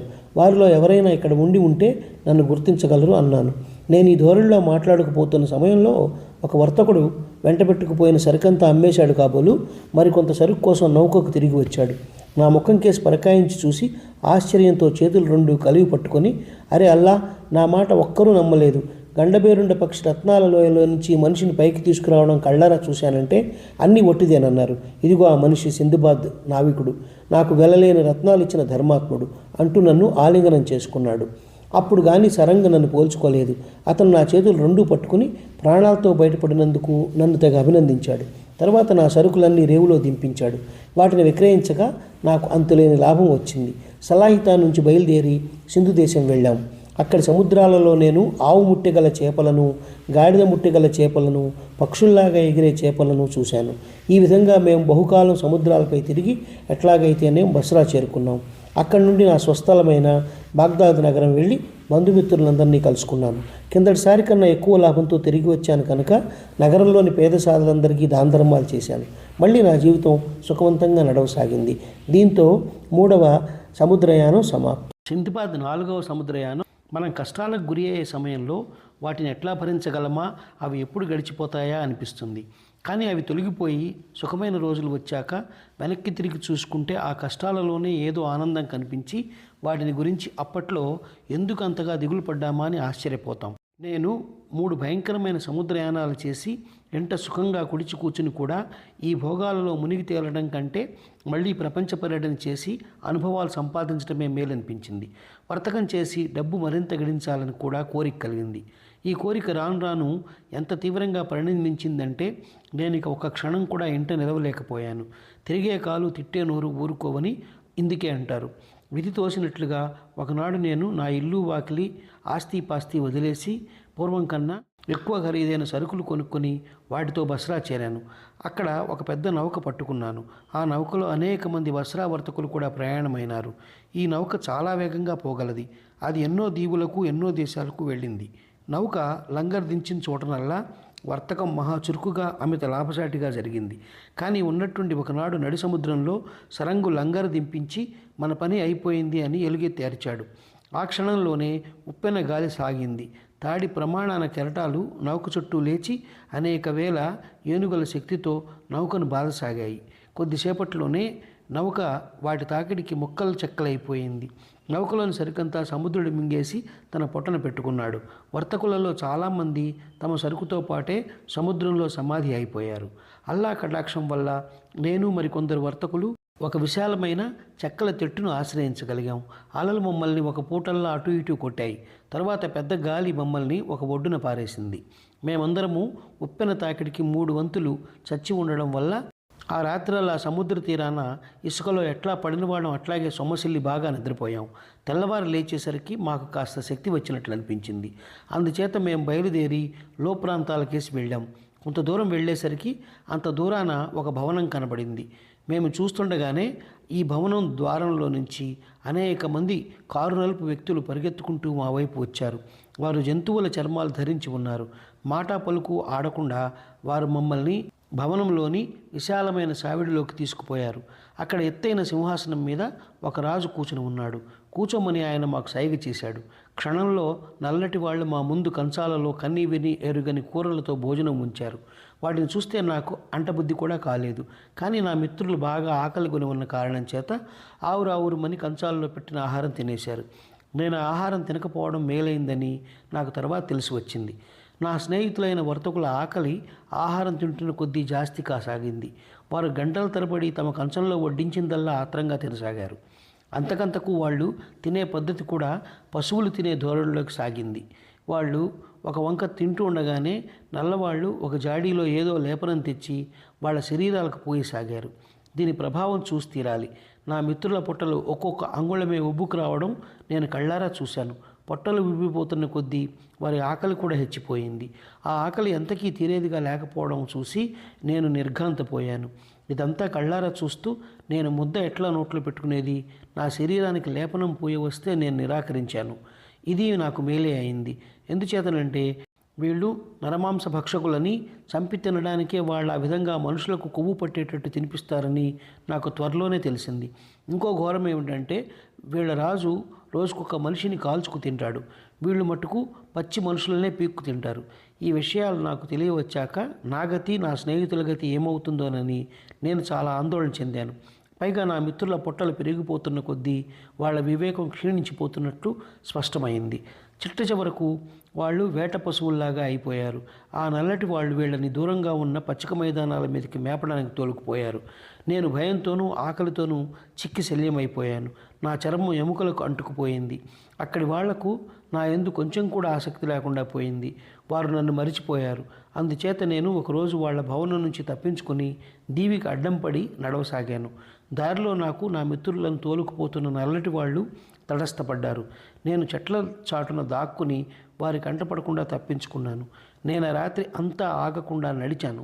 నరభక్షకుల నుంచి తప్పించుకుపోవాలనే ఆదుర్దాలో నాకు నిద్ర కూడా రాలేదు. దారి వెంబడి కందమూలాలు తింటూ ఎడతెగకుండా 6 రాత్రులు 6 పగళ్ళు నడక సాగించి చివరకు నాలాంటి మానవులుండే దేశం ఒకటి చేరాను. ఇది దీవికి అవతల తీరం వద్ద ఉన్నది. వారు నా భాషే మాట్లాడుతూ నన్ను చుట్టుముట్టారు. నేను ఆ భాషను విని ఎంతో కాలమైంది. నేను వారితో నా కష్టాలన్నీ చెప్పుకున్నాను. ప్రాణాలతో బయటపడ్డందుకు నన్ను అభినందించి నాకు అన్నపానాదులు అమర్చారు. 1 గంట సేపు విశ్రాంతి తీసుకున్నాక వారు నన్ను తమ పడవలలో ఎక్కించుకుని తమ రాజు వద్దకు తీసుకుపోయారు. ఆ రాజుగారు మరొక దీవిలో ఉంటున్నాడు. రాజధానిలో జనసమర్థం హెచ్చుగా ఉంది. అంగళ్లలో సమస్తమైన సరుకులు ఉన్నాయి. వీధులు విశాలంగా నిర్మలంగా ఉన్నాయి. ఈ వీధుల వెంట అనేక మంది మేలుజాతి గుర్రాల మీద జీను లేకుండా సవారీ అయ్యి అటు ఇటు వెళుతున్నారు. నేను రాజుగారిని దర్శనం చేసుకుంటూనే, మీ దేశంలో రౌతులు జీను లేకుండా గుర్రాల మీద సవారీ అయి వెళుతున్నారు, కారణమేమిటి? సవారీకి జీనులు ఉండడం మరింత సుఖం కాదా అని అడిగాను. జీన్లేమిటి? వాటిని మేమెన్నడూ చూడలేదే అన్నాడు రాజు ఆశ్చర్యంగా. అలా అయితే అనుమతి ఇవ్వండి. నేను 1-2 రోజుల్లో జీను తయారు చేసి ఇస్తాను. దానిలో ఉండే సౌకర్యం మీకే తెలిసి వస్తుంది అన్నాను. రాజు సరేనన్నాడు. పనివంతుడైన వడ్రంగిని ఒకడిని పట్టుకుని దగ్గర ఉండి వాడి చేత కొయ్య జీను తయారు చేయించాను. తర్వాత దానికి ఈకలు కూరిన మెత్త ఒకటి కుట్టించి దానికి తోలి తొడుగు, జల్తారు అంచులు, రంగురంగుల కుచ్చులు ఏర్పాటు చేయించాను.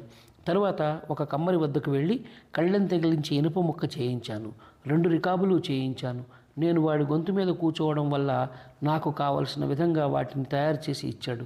అన్నీ చక్కగా అమరినాక నేను అశ్వశాలకు వెళ్ళి అక్కడ ఉన్న గుర్రాలలో ఉత్తమమైన దాన్ని ఏరి దానికి జీను, కళ్ళాలు తగిలించాను.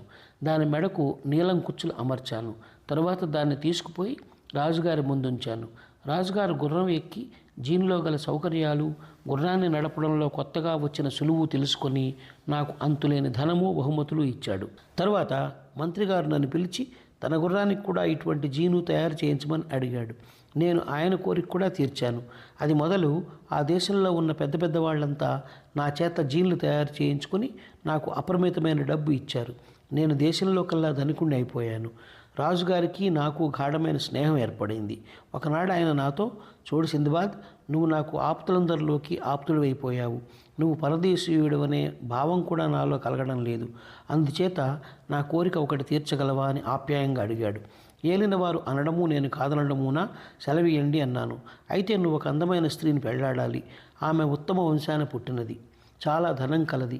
ఆమెను వివాహం ఆడితే నువ్విక్కడే ఉండిపోతావని నా ఆశ. కాదనకు సింధుబాస్ అన్నాడు రాజుగారు.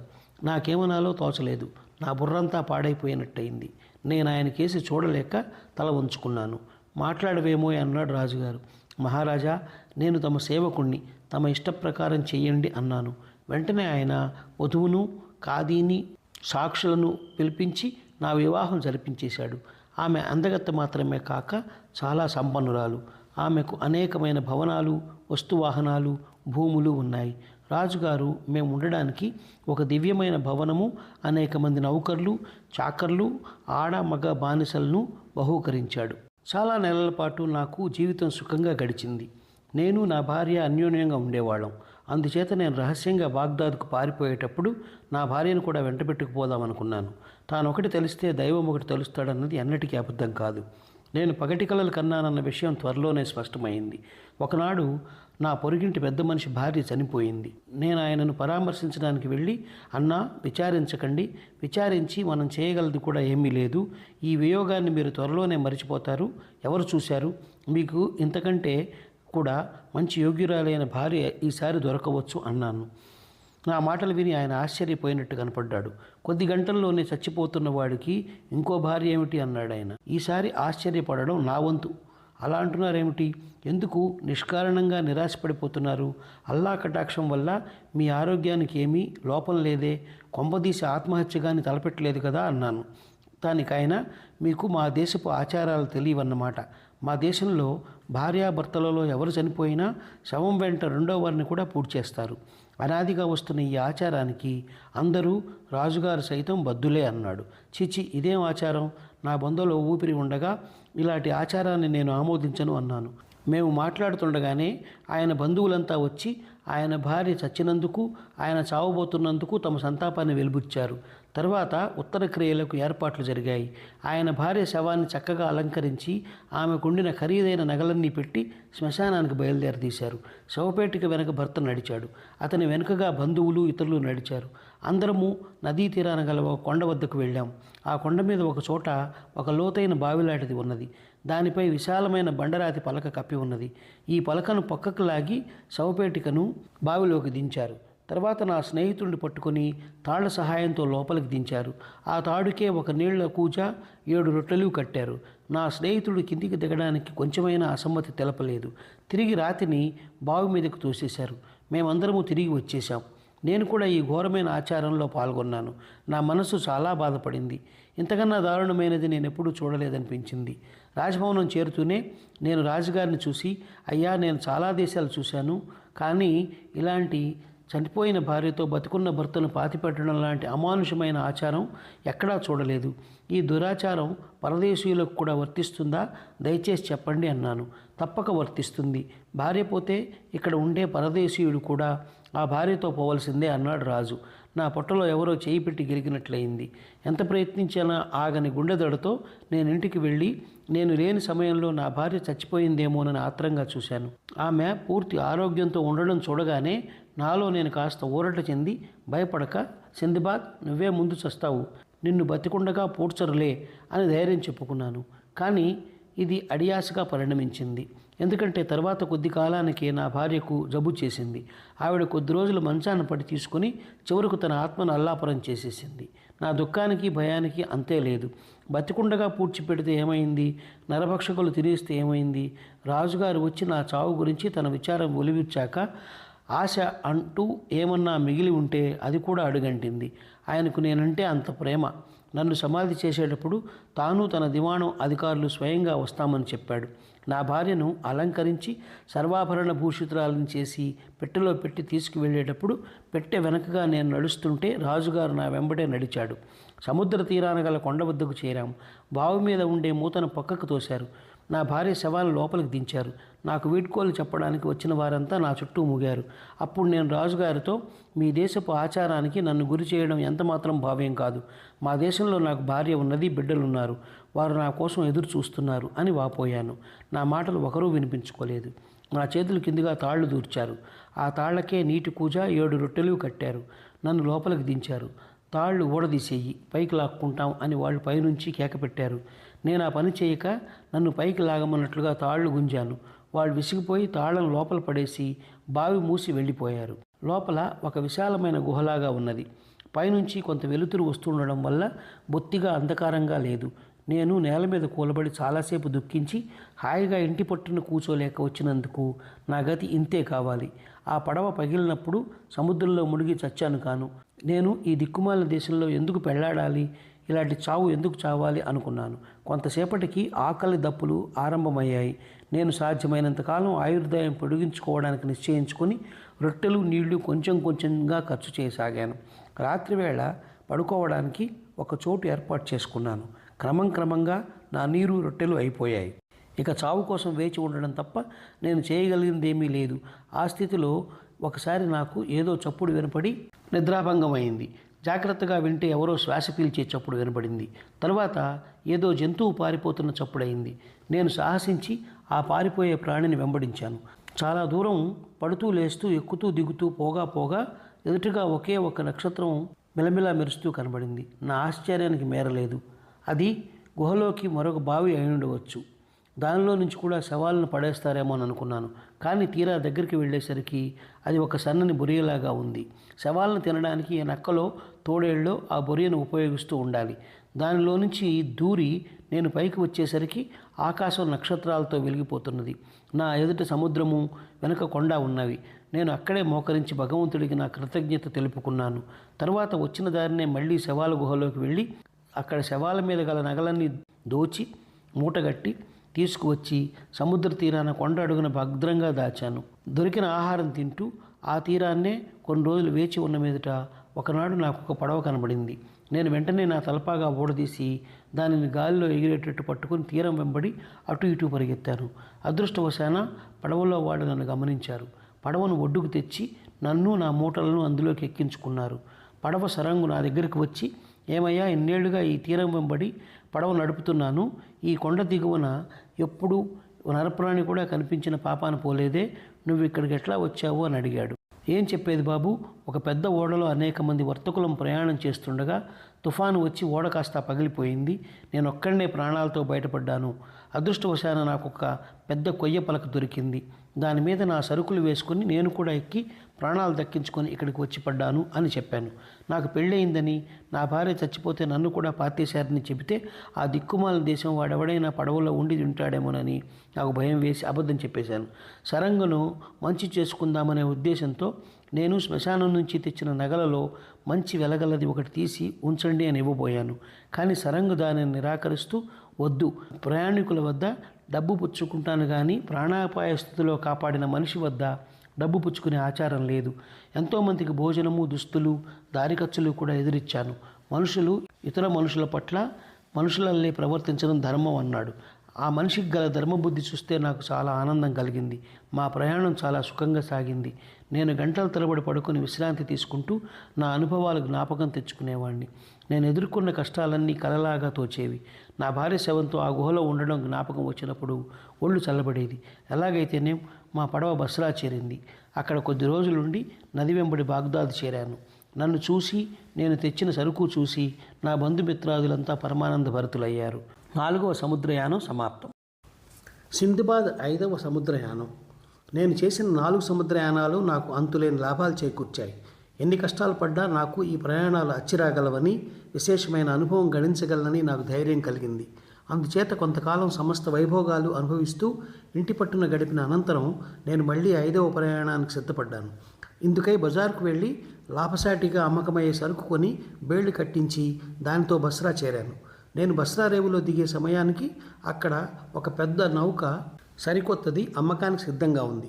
దాన్ని చూడగానే నాకు ముచ్చటయింది. వెంటనే బేరం చేసి ఆ నౌకను కొనేశాను. తరువాత మంచి అనుభవం గల సరంగును, సమర్థులైన కళాశాలను జీతానికి ఏర్పాటు చేసుకొని నా బానిసల చేత నా సరుకంతా నౌకలో పట్టించాను. ఈ బానిసలు ప్రయాణంలో నా వెంట ఉండడానికి ఇంటి నుంచి తెచ్చుకున్న వాళ్లే. నేను బయలుదేరే లోపుగా కొందరు వర్తకులు నా వెంట రాగోరి ప్రయాణపు ఖర్చులు ముందుగానే నాకు ఇచ్చుకున్నారు. ఈసారి నౌక నాదే కనుక మా సరంగుకు నేను సరియైన సలహాలు ఇవ్వగలను అనుకున్నాను. ఏమంటే, ఇప్పటికీ సముద్రయానం గురించి నాకు చాలా అనుభవం అయింది. మేము బస్రా నుంచి చాలా ఉత్సాహంగా బయలుదేరాం. గాలి అనుకూలంగా ఉంది. సముద్రం ప్రశాంతంగా ఉంది. మా నౌక అనేక రేవులు తాకింది. ప్రతి రేవులోనూ క్రయ విక్రయాలు సక్రమంగా జరిగాయి. చివరకు ఒకసారి మేము ఒక నిర్జనమైన దీవి వద్ద లంగర్ దించాం. వర్తకులందరూ దిగి దీవి చూడబోయారు. అక్కడ వారికి ఒక గండపేరుండ పక్షి గుడ్డు కనిపించింది. అదేమిటో తెలియక వాళ్ళు దానిపై రాళ్లు విసిరారు. కొంతసేపటికి అది చిట్లి అందులో నుంచి పిల్ల కాలు బయటికి వచ్చింది. అమాయకులైన వర్తకులు ఆ పిల్లను బయటికి లాగి దాన్ని కోసి తలా ఒక ముక్క తీసుకొని నౌకకు తిరిగి వచ్చారు. వారు చేసిన పని గురించి వినగానే నాకు పట్టరాని భయం కలిగింది. మీరు కొంప ముంచేశారు. ఆ పిల్ల కోసం గండపేరుండ పక్షి దంపతులు త్వరలోనే వచ్చి జరిగింది తెలుసుకొని మనని హతమారుస్తాయి. చేతనైనంత వేగంగా పారిపోవడం తప్ప వేరే మార్గం లేదు అంటూ తెరచాపలు ఎత్తించి నౌకను సముద్రం వైపు పట్టించాను. ఈ లోపల తాము తెచ్చుకున్న పక్షి ముక్కలు వండించుకున్నారు. కానీ వారు వాటిని తినబోయే లోపలే ఆకాశాన సూర్యుడికి 2 మేఘాలు అడ్డు తగిలినట్టయింది. అవి మమ్మల్ని సమీపిస్తుంటే గండపేరుండ పక్షులని మాకు స్పష్టమైంది. వాటి రెక్కల చప్పుడు అరుపులు వింటూ ఉంటే ఆకాశం గర్జిస్తున్నదనిపించింది. అవి మా నౌకకు ఎగువన ఎత్తుగా ఎగురుతున్నప్పుడు వాటి గోళ్లలో 2 బ్రహ్మాండమైన రాళ్ళు మా నౌక కంటే పెద్దవి ఉన్నట్టు మాకు కనిపించింది. మా వర్తకులు తమకు చేసిన ద్రోహానికి అవి ఏ విధంగా పగ తీర్చుకోదలిచాయో నాకు బోధపడింది. చూస్తుండగానే ఒక పక్షి తన గోళ్ల మధ్య ఉన్న రాతిని నేరుగా నౌక మీదకు వదిలింది. కానీ మా సరంగ ఎంతో యుక్తిగా చొక్కాని పక్కకు తిప్పేసి నౌకను కాపాడాడు. ఆ రాయి మా పక్కనే పడింది.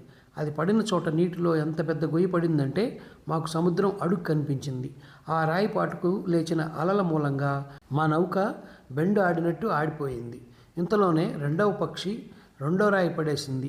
దాని దెబ్బకు నౌకలో సగభాగం పప్పు అయిపోయింది. రాతి దెబ్బకు పచ్చడి అయిపోగా మిగిలిన వారంతా సముద్రం వాతపడ్డారు. నేను ప్రాణం దక్కించుకునేటందుకు విశ్వ ప్రయత్నాలు చేస్తూ అదృష్టవశాత్తు ఒక కొయ్య ముక్కను సంపాదించి దాని సహాయంతో తేలాను. దాని మీద ఎక్కి కాళ్లతో తెడ్డు వేస్తూ గాలి సహాయాన అలల సహాయాన కొన ప్రాణంతో ఒక దీవిపైకి వెళ్ళి పడ్డాను. 1 గంటసేపు ఇసుకలో పడుకున్నాక గుండె దడ కాస్త తగ్గింది. బలం కాస్త తిరిగి వచ్చింది. అప్పుడు నేను లేచి దీవిని పరీక్షించడం ప్రారంభించాను. అది నిజంగా భూలోక స్వర్గమే. ఎటు చూసినా చెట్ల మీద పచ్చగా పండిన పళ్ళున్నాయి. చెట్ల మీద రంగురంగుల పక్షులు కలకల నాదాలు చేస్తున్నాయి. నేలపైన పూల మొక్కలు రంగుల తివాసీ పరిచినట్టుగా మనోహరంగా ఉండి కమ్మని సువాసనలు వెదజల్లుతున్నాయి. నేను వృథా కాలయాపన చేయక వెంటనే పళ్ళు కోసుకుని తిని నిర్మలమైన సెలయేటి నీరు తాగి పువ్వుల పానుపులాంటి నేలపై పడుకొని విశ్రాంతి తీసుకున్నాను. చీకటి పడే సమయానికి నాకు మెలకువ వచ్చింది. నా పరిసరాలు మనోహరంగా ఉన్నాయని తెలిసిన ఒంటరిగా ఆ దీవులో ఉండడం మూలాన నాకు చాలా భయం కలిగింది. ఆ రాత్రల్లా నాకు సరిగా నిద్రలేదు. నిద్రపోయినప్పుడు భయంకరమైన పీడకలలు వచ్చాయి. ఎలాగైతేనే తెల్లవారింది. నాకు మనస్థిమితం కలిగింది. నేను లేచి దీవి యావత్తు కలయి తిరగసాగాను. త్వరలోనే నేను ఒక మడుగు దగ్గరికి వచ్చాను. అందులోకి ఒక జలధార పడుతున్నది. మడుగు అంచున ఒక ముసలాడు కూర్చుని ఉన్నాడు. ఆకులు గుచ్చి దుప్పటిలాగా చేసి దాన్ని కప్పుకొని ఉన్నాడు. ఎవరో నావికుడు. ఓడ పగిలిపోతే ఒడ్లు చేరి ఉంటాడు అనుకున్నాను. నేను ముసలాడిని సమీపించి పలకరించాను. ఆ ముసలాడు సంజ్ఞలతో మాత్రమే సమాధానం చెప్పాడు. ఏం మహానుభావా, మీరు ఇక్కడికి ఎలా వచ్చారు అని అడిగాను. ఆయన విచారంతో తలడ్డంగా తిప్పి తనను నా భుజాల మీద ఎక్కించుకొని ప్రవాహం దాటించమన్నట్టుగా సంజ్ఞలు చేశాడు. అవతలి గట్టున ఉన్న చెట్ల ఫలాలు తినాలని అన్నట్టు కూడా సూచించాడు. ఈ ముసలాడికి ఉపకారం చేస్తే ఆ పుణ్యం ఊరికే పోదనిపించింది. నేను వంగి ఆయనను నా భుజాల మీద ఎక్కించుకున్నాను. ఆయన తన తొడలు నా కంఠం చుట్టూ వేసి కాళ్ళు పెనవేసి నా రొమ్ము మీద పెట్టి తన చేతులతో నా తల పట్టుకున్నాడు. నేను ఆయనను ప్రవాహం దాటించి ఆయన చూపిన చోట వంగి, బాబు మెల్లిగా దిగండి అన్నాను. కానీ ఆయన కదలలేదు. పైపెచ్చు తన తొడలతో నా కంఠాన్ని మరింత గట్టిగా నొక్కుతూ నా భుజాల మీద మరింత బరువుగా కూర్చున్నాడు. నాకు ఆశ్చర్యం వేసింది. నేను ఆయన కాళ్ళకేసి మరింత పరీక్షగా చూతును కదా, అవి నల్లగా బొచ్చుతో దున్నపోతు కాళ్ళలాగున్నాయి. నాకేదో భయం పట్టుకుంది. ఆ మనిషిని కింద పడేయాలని ప్రయత్నించాను. కానీ ఆ మనిషి నా కంఠం మరింత గట్టిగా నొక్కాడు. నాకు ఊపిరాడలేదు. కళ్ళు చీకటైపోయాయి. ఆయన్ని వదిలించుకోవడానికి మరొక తుది ప్రయత్నం చేసి ఆ తర్వాత స్పృహ తప్పి పడిపోయాను. నాకు మళ్ళీ స్పృహ తెలిసేసరికి ముసలాడు ఇంకా నా భుజాల మీదనే ఉన్నాడు. అయితే వాడి ధర్మాన కాళ్ళు కొంచెం సడలించి నాకు ఊపిరి అందేటట్టు మాత్రం చేశాడు. నాకు ఊపిరి ఆడుతుండడం గమనించగానే ముసలాడు నన్ను గుండెల్లో కాళ్లతో ఒక్క తన్ను తన్నాడు. నేను లేచి నిలబడ్డాను. తర్వాత వాడు ముందుకు వంగి చెయ్యి చాచి చెట్ల కిందుగా వెళ్ళమని సంజ్ఞ చేశాడు. నేను అలానే చేశాను. వాడు చెట్ల మీది పళ్లలో మంచివన్నీ ఏరి తాపీగా తినసాగాడు. నేను తనకిష్టం లేనప్పుడు ఆగినా, తనకు కావలసిన దానికంటే వేగంగా నడిచినా నా రొమ్ముల్లో తన్నుతూ తనకు కావలసిన విధంగా నన్ను నడిపించాడు. ఆ రోజల్లా నేను వాడిని పశువు మోసినట్టు మోశాను. ఆ రాత్రి పడుకున్నప్పుడు కూడా వాడు నా భుజాల మీద నుంచి దిగలేదు. తెల్లవారగానే నన్ను తన్ని లేవగొట్టాడు. ఆ పగలు రాత్రి కూడా నేను వాడిని మోశాను. చేతులతో కాళ్ళతో తన్నుతూ వాడు తనకు కావలసినట్టుగా నా చేత పని చేయించుకున్నాడు. ఈ ముసలాడి సేవలో నేను అనుభవించిన శరీర బాధ కానీ అవమానం కానీ నా జన్మలో నేను ఎన్నడూ పడిన వాడిని కాదు. వాడి బలం యువకులకు ఉండదు. గాడిదలు కాసేవాళ్ళు కూడా వాడంత దయాదాక్షిణ్యాలు లేకుండా ఉండరు. వాడిని వదిలించుకునే దారేమో కనబడలేదు. ఈ ముసలాడి మీద నాకెందుకు కనికరం కలగాలి? ఇంతకన్నా చావు వచ్చినా బాగుండిపోనే అని విచారిస్తూ వాడు తిప్పినట్టల్లా తిరిగాను. ఇలా అనేక వారాలు గడిచాయి. ఒకనాడు నేను వాడిని మోసుకుపోతూ ఉండగా కొన్ని చెట్ల కింద సొరపాదులు కనిపించాయి. వాటికి పెద్ద పెద్ద సొరకాయలు ఉన్నాయి. వాటిలో పెద్దదిగా ఎండుదిగా చూసి ఒకటి ఏరి దాన్ని డొల్ల చేసి శుభ్రం చేసి అందులోకి ద్రాక్షాపళ్ళ రసం నింపాను. తర్వాత దాన్ని మూతికి బిరడా పెట్టి ఎండలో పెట్టాను. కొద్ది రోజులకల్లా అది పులిసి సారా అయింది. తరువాత అవకాశం దొరికినప్పుడల్లా సారాకాయ బుర్ర ఎత్తి అందులోంచి కొంత తాగాను. ఈ ద్రాక్షాసారా తాగితే వచ్చిన ఉత్సాహంతో ఈ భుజం మీది బరువు మరింత సులువుగా మోయవచ్చునని నా ఆశ. నేను పరిమితంగా తాగడం చేత ఒళ్ళు తెలియకుండా పోవడానికి బదులు ఉత్సాహం వచ్చింది. ఆ ఉత్సాహంలో నేను భుజం మీద బరువుతోనే అటు ఇటు గెంతసాగాను. పాడుతూ నృత్యం చేస్తూ నా నృత్యానికి నేనే ఆనందించి చప్పట్లు కొట్టసాగాను. నా హర్షధ్వానాలతో చుట్టూ ఉన్న తోట అంతా మారుమోగిపోయింది. ముసలాడు నాలో వచ్చిన బలాన్ని గమనించి బుర్ర తనకు కూడా ఇమ్మని సంజ్ఞ చేశాడు. వాడిని చూస్తే భయం వల్ల కానీ లేకపోతే ఇవ్వకనే పోదును. నేను ఇచ్చిన బుర్ర తీసుకుని ముందుగా కొద్దిగా ద్రాక్షారసం రుచి చూశాడు. తర్వాత బుర్ర ఎత్తి లోపలి సారా అంతా తాగేసి ఖాళీ బుర్రను దూరంగా చెట్ల మధ్య విసిరి పారేశాడు. త్వరలోనే వాడి బుర్ర తిరగసాగింది. వాడు నా భుజాల మీద నృత్యం చేయసాగాడు. తర్వాత నీరసించినట్టు కనపడ్డాడు. వాడి కండరాల్లో పటుత్వం కాస్తా పోయింది. భుజం మీద సరిగా కూర్చోలేక మైకంతో అటు ఇటు ఒరగసాగాడు. నా మీద వాడి పట్టు సడలడం గమనించి నా మెడ చుట్టూ పెనవేసి ఉన్న వాడి కాళ్ళు విడదీసి ఒక్క ఊపున వాడు అంత దూరం వెళ్ళి పడేటట్టు తోశాను. వాడు పడిన చోటే ఉండిపోయాడు. నేను తడువుకోకుండా చెట్ల మధ్య కనిపించిన లావుపాటి రాయి ఒకటి ఎత్తుకొచ్చి వాడి తల కాస్త చెత కొట్టేశాను. వాడు చచ్చాడు. నేను వాడి చెర నుండి బయటపడ్డాను. అల్లా వాడి పట్ల కనికరిస్తాడనుకోను. వాడి శవాన్ని చూస్తుంటే నా మనసుకు దేహానికి కూడా కొత్త బలం వచ్చినట్టయింది. నేను అతివేగంగా సముద్ర తీరం కేసి పరిగెత్తాను. అదృష్టవశాత్తు అక్కడ నాకు కొందరు నావికులు తీరాన లంగర్ దించి ఉన్న వారి పడవ కనిపించాయి. వారు పళ్ళ కోసము నీటి కోసము లంగర్ వేశారు. వారు నన్ను చూసి ఆశ్చర్యపోతూ చుట్టూ మూగి ప్రశ్నల వర్షం కురిపించారు. నేను నా అనుభవాలన్నీ చెప్పాను. ముసలివాడు నన్ను ఎట్లా భూతమై పట్టాడో వాడిని ఎట్లా తుదముట్టించానో చెప్పేసరికి, అమ్మో ఆ ముసలాడి నుంచే తప్పించుకున్నావుగా, వాడు ఎందరినో తన కాళ్ళతో నొక్కి చంపాడు. తప్పించుకొచ్చిన వాడివి నువ్వు ఒక్కడివే, నీ అదృష్టం మంచిది అన్నారు వాళ్ళు నన్ను తమ పడవకు చేర్చారు. సరంగ నాకు కట్టుకొని బట్టలు ఇచ్చాడు. ఆయన కూడా నా కథ విన్న తర్వాత పడవ కదిలింది. చాలా రోజులు ప్రయాణం చేసి మేము ఒక పట్టణం చేరాము. అది చాలా పెద్ద పట్టణమని, అనేక దేశాల వర్తకులు అక్కడికి వచ్చిపోతూ ఉంటారని సరంగు నాతో చెప్పాడు. ఈ పట్టణం చుట్టూ ఉండే చెట్లపై కొండముచ్చులు జాస్తి అయినందున ఈ పట్టణానికి కొండముచ్చుల పట్టణం అని పేరు వచ్చిందని కూడా అతను అన్నాడు. ఊళ్ళోకి వెళితే ఏదైనా బతుకు తెరువు కనిపిస్తుందేమోననిపించింది. అందుకని ఒక వర్తకుడితో సహా నేను పడవ దిగి నగరంలోకి బయలుదేరాను. నాకు మంచి స్నేహితుడైన ఒక వర్తకుడు నా చేతికి ఒక సంచి ఇచ్చి, ఈ సంచి నిండా గులకరాళ్ళు పోసుకొని నగర ద్వారంలో నుంచి మందలు మందలుగా బయటికి వచ్చే జనంతో చేరు. వాళ్ళందరూ పట్టణానికి దిగును ఉన్న లోయ దగ్గరికి పోతారు. అక్కడ వాళ్ళు ఏం చేస్తే నువ్వు అదే చెయ్యి, నీకు గిట్టుబాటు కాకపోదు అన్నారు. అతను చెప్పినట్టే నేను సంచి నిండా గులకరాళ్ళు పోసుకున్నాను. నగర ద్వారం దగ్గరికి వెళ్ళేటప్పటికీ ఒక మంద బయటికి వస్తూ కనిపించారు. అందరి చేతుల్లోనూ నా సంచి లాంటివే ఉన్నాయి. నా మిత్రుడు వారికి నన్ను పరిచయం చేస్తూ, ఇతను పేదవాడు, దూరదేశం వాడు, ఇతనికి కూడా బతుకు తెరువు చూపించి పుణ్యం కట్టుకోండి అన్నాడు. కొంత దూరం నడిచి అందరము ఒక లోతైన లోయ సమీపానికి వచ్చాం. దాని నిండా చాలా ఎత్తైన చెట్లున్నాయి.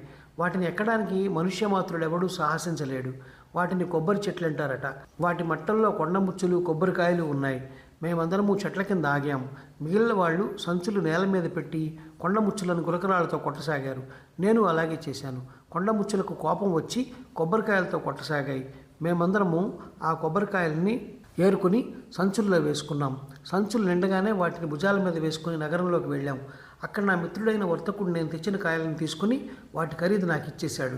ఈ విధంగా నేను రోజు ఆ లోయకి వెళ్ళి కొబ్బరికాయలు తెచ్చి అమ్మి కొంత డబ్బు పోగయ్యాక దాన్ని పెట్టుబడి చేసి క్రయ విక్రయాలు చేసి చెట్టు చివరకు ముత్యాలదేవికి వెళ్ళడానికి కేవుకు సరిపడే మొత్తం సంపాదించాను. ఈ ప్రయాణంలో నా వెంట బోలెడని కొబ్బరికాయలు తీసుకుపోయాను. దారిలోని దీవులలో వాటిని విక్రయించి మిరియాలు, లవంగపట్ట మారకానికి తీసుకున్నాను. ముత్యాల దీవి చేరే లోపుగా ఈ సరుకంతా లాభసాటిగా అమ్మాను. అక్కడ ముత్యపు చెప్పులు ఏరే వాళ్ళను నియోగించడానికి నా దగ్గర డబ్బున్నది. నాకు అదృష్టం బాగా కలిసి రావడం వల్ల నా ముత్యపు చెప్పుల్లో మంచి ముత్యాలు దొరికాయి. వాటిని అక్కడ ఉన్న వర్తకులకు మంచి ధరకు అమ్మాను. ఆ విధంగా త్వరలోనే నేను పెద్ద నిధి సంపాదించగలిగాను. ఇక ఇంటి మీద ధ్యాస పుట్టింది. తిరుగు ప్రయాణానికి అవసరమైన ఏర్పాట్లన్నీ చేసుకున్నాను. ప్రయాణంలో చేరవలసిన రేవుల్లో అమ్మేందుకు సరుకులు కొనడం మంచిదనిపించింది. అందుచేత ఆ దీవులలో విరివిగా దొరికే ముసాంబరం కొని పొడవ మీద సరుకంతా వేసుకొని దారిలో విక్రయిస్తూ బస్రా మీదుగా బాగ్దాద్ చేరుకున్నాను. నేను తిరిగి వచ్చానని నా బంధుమిత్రులందరూ సంతోషించారు. నేను కూడా లాభంతో తిరిగి వచ్చాను కనుక పేద సాధులకు దాన ధర్మాలు చేసి యథాప్రకారం భోగభాగ్యాలలో తొలతూగసాగాను. 5వ సముద్రయానం సమాప్తం. సింద్బాద్ 6వ సముద్రయానం. కొంతకాలం గడిచింది. ఒక సాయంకాలం చల్లగాలి అనుభవిస్తూ ఇంటి ముందు కూర్చుని ఆనందిస్తూ ఉండగా వీధి వెంబడి కొంతమంది వర్తకులు వచ్చారు. వారిని చూడగానే దూరదేశాల నుంచి తిరిగి వస్తున్నారని స్పష్టమైంది. చాలా కాలం తరువాత మాతృదేశాన్ని చూస్తున్న కారణం చేత వాళ్ళ కళ్ళల్లో ఆనందం తొణికిసలాడుతూ ఉన్నది. ఆ ఆనందం దేశంలోనే ఉండిపోయిన వాడు అనుభవించలేడు. నాకు మళ్ళీ దేశాటన మీద మనసు పోయింది. నేను వెంటనే వర్తకానికి అనువైన సరుకులు విరివిగా కొని వాటితో బస్రా చేరాను. అక్కడ ఒక పెద్ద ఓడ ప్రయాణానికి సిద్ధంగా ఉంది. ఓడలో నాలాంటి వర్తకులు రాజప్రయాణికులు ఉన్నారు. నా సరుకులు కూడా ఆ ఓడలో వేయించి అందులో ఎక్కి బయలుదేరాను. కొత్త కొత్త విశేషాలు చూసి ఆనందిస్తూ సరుకులు అమ్ముతూ కొంటూ ఒక దేశం నుంచి మరొక దేశానికి, ఒక నగరం నుంచి మరొక నగరానికి ప్రయాణం సాగించాం. కానీ ఒక రోజున మేమందరము ఓడపైన నిశ్చింతగా విశ్రాంతి తీసుకుంటున్న సమయంలో మా సరంగు పెద్ద పెట్టున ఆర్తనాదాలు చేస్తూ తన తలపాగా విసిరి కింద కొట్టి ముఖం బాదుకోవడము, గడ్డం పిక్కోవడము చేశాడు. మేమంతా ఆయన చుట్టూ మూగి ఏమిటేమిటి అని అడిగాం. నాయనలారా, తెలుసుకోండి, మనం దారి తప్పి తెలియని సముద్రంలో ప్రవేశించాం. మనం రక్షించే భారం ఇక అల్లాదే. అందరూ అల్లాను ప్రార్థించండి అన్నాడు సరంగు. ఈ మాట అంటూ ఆయన తెరచాపలను సరిచేయడానికి స్తంభం ఎక్కాడు. ఇంతలోనే భయంకరమైన గాలి ఒకటి సాగింది. దాని తాకిడికి చుక్కాని తునాతునకలైపోయింది. సరంగు స్తంభం దిగి వచ్చి అల్లాను మించిన శక్తి లేదు, విధి బలాన్ని ఎవరూ అడ్డగించలేరు, స్నేహితులారా ఈ క్షణాన మన ఆట కట్టయిపోయింది అన్నాడు. ప్రయాణికులందరూ గగ్గోలు పెట్టి ఒకరికొకరు వీడ్కోలు చెప్పసాగారు.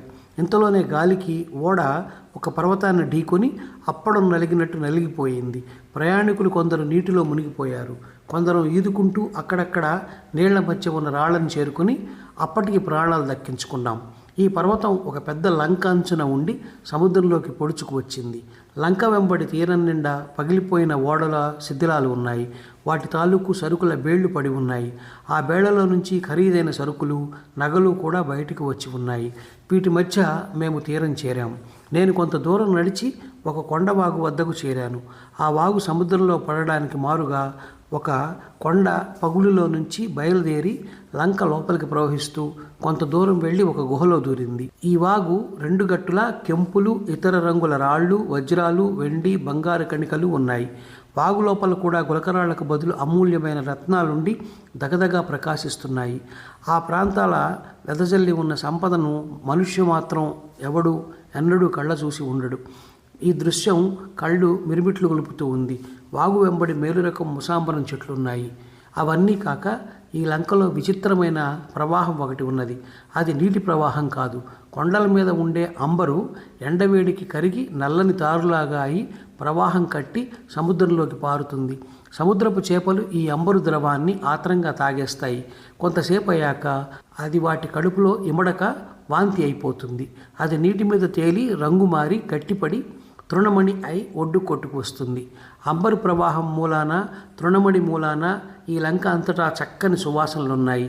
ఇంత సంపద ఇక్కడ ఉండి కూడా మానవుడికి దీన్ని అనుభవించే గీత లేదు. ఎందుకంటే ఈ ప్రాంతాలకు వచ్చిన నావ భగ్నం అయి తీరవలసిందే తప్ప తిరిగిపోయే ఆశ లేదు. అందుచేత ప్రాణాలతో ఈ లంకను చేరిన మేము ఈ సంపద మధ్య దిక్కులేని దరిద్రమైపోయాము. ఎన్నో విందులు చేయడానికి సరిపడే మూల్యం ఉండి కూడా మేము ఆకలికి అలమటించవలసి వచ్చింది. మా దగ్గర ఉన్న కొద్ది ఆహారాన్ని ఎంతో న్యాయంగా పంచుకున్నాం.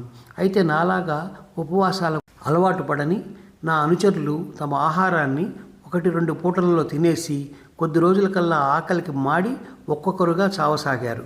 నేను వాళ్లకు చేయగల సాయం ఏమీ లేదు. నా వంతు ఆహారాన్ని మాత్రం పొదుపుగా కొంచెం కొంచెమే, అది కూడా రోజుకు ఒకసారి తింటూ వచ్చాను. బతికున్న వాళ్ళం చచ్చిపోయిన వారిని సముద్ర తీరాన ఇసుకలో పాతేశాం. శవాలకు కప్పడానికి తగిన బట్టలు అక్కడ బోలెడున్నాయి. ఈ బాధలన్నిటికీ తోడు సముద్రం మీద నుంచి ఒక గాలి వీచి అందరికీ రోగాలు తెప్పించింది. నేను తప్ప చావకుండా మిగిలిన వారంతా ఈ రోగాల పాల్పడ్డారు. చివరకు చచ్చిన వాడిని పూడ్చేసి నేను ఒంటరిగా ఈ లంకలో మిగిలాను. ఎంత పొదుపుగా తింటేనో నా ఆహారం కూడా అయిపోవచ్చింది. ఇప్పుడు నేను చస్తే నా శవానికి స్నానం చేయించి పాతి పెట్టేవాళ్ళు కూడా లేరే, నేనే ముందుగా ఎందుకు పోయాను గాను అని విచారించాను. నా కోసం నేను ఒక గొయ్యి కూడా తవ్వుకున్నాను. అవసాన కాలం సమీపించినప్పుడు నేను ఆ గోతిలో పడుకుంటే వాయుదేవుడే నన్ను పూడ్చకపోతాడా అని నా ఉద్దేశం. నా విరక్తి చెప్పడానికి లేదు. ఒరే సింధుబాద్, 5 సార్లు చావు తప్పి కన్నులొట్టపోయినా నీకు జ్ఞానం రాలేదు. దాలిగుంటలో పడుకున్న కుక్కలాగా నువ్వు మళ్ళీ మొదటికే వస్తున్నావు. అందుకే నీకు ఈ దరదాహం. నీకున్నదంతా ఖర్చు చేస్తూ తిన్నా 3 తరాలకు సరిపోనే అని నన్ను నేను తిట్టుకున్నాను. కానీ ఈ పశ్చాత్తాపం వెనుక ఒక ఆలోచన వచ్చింది.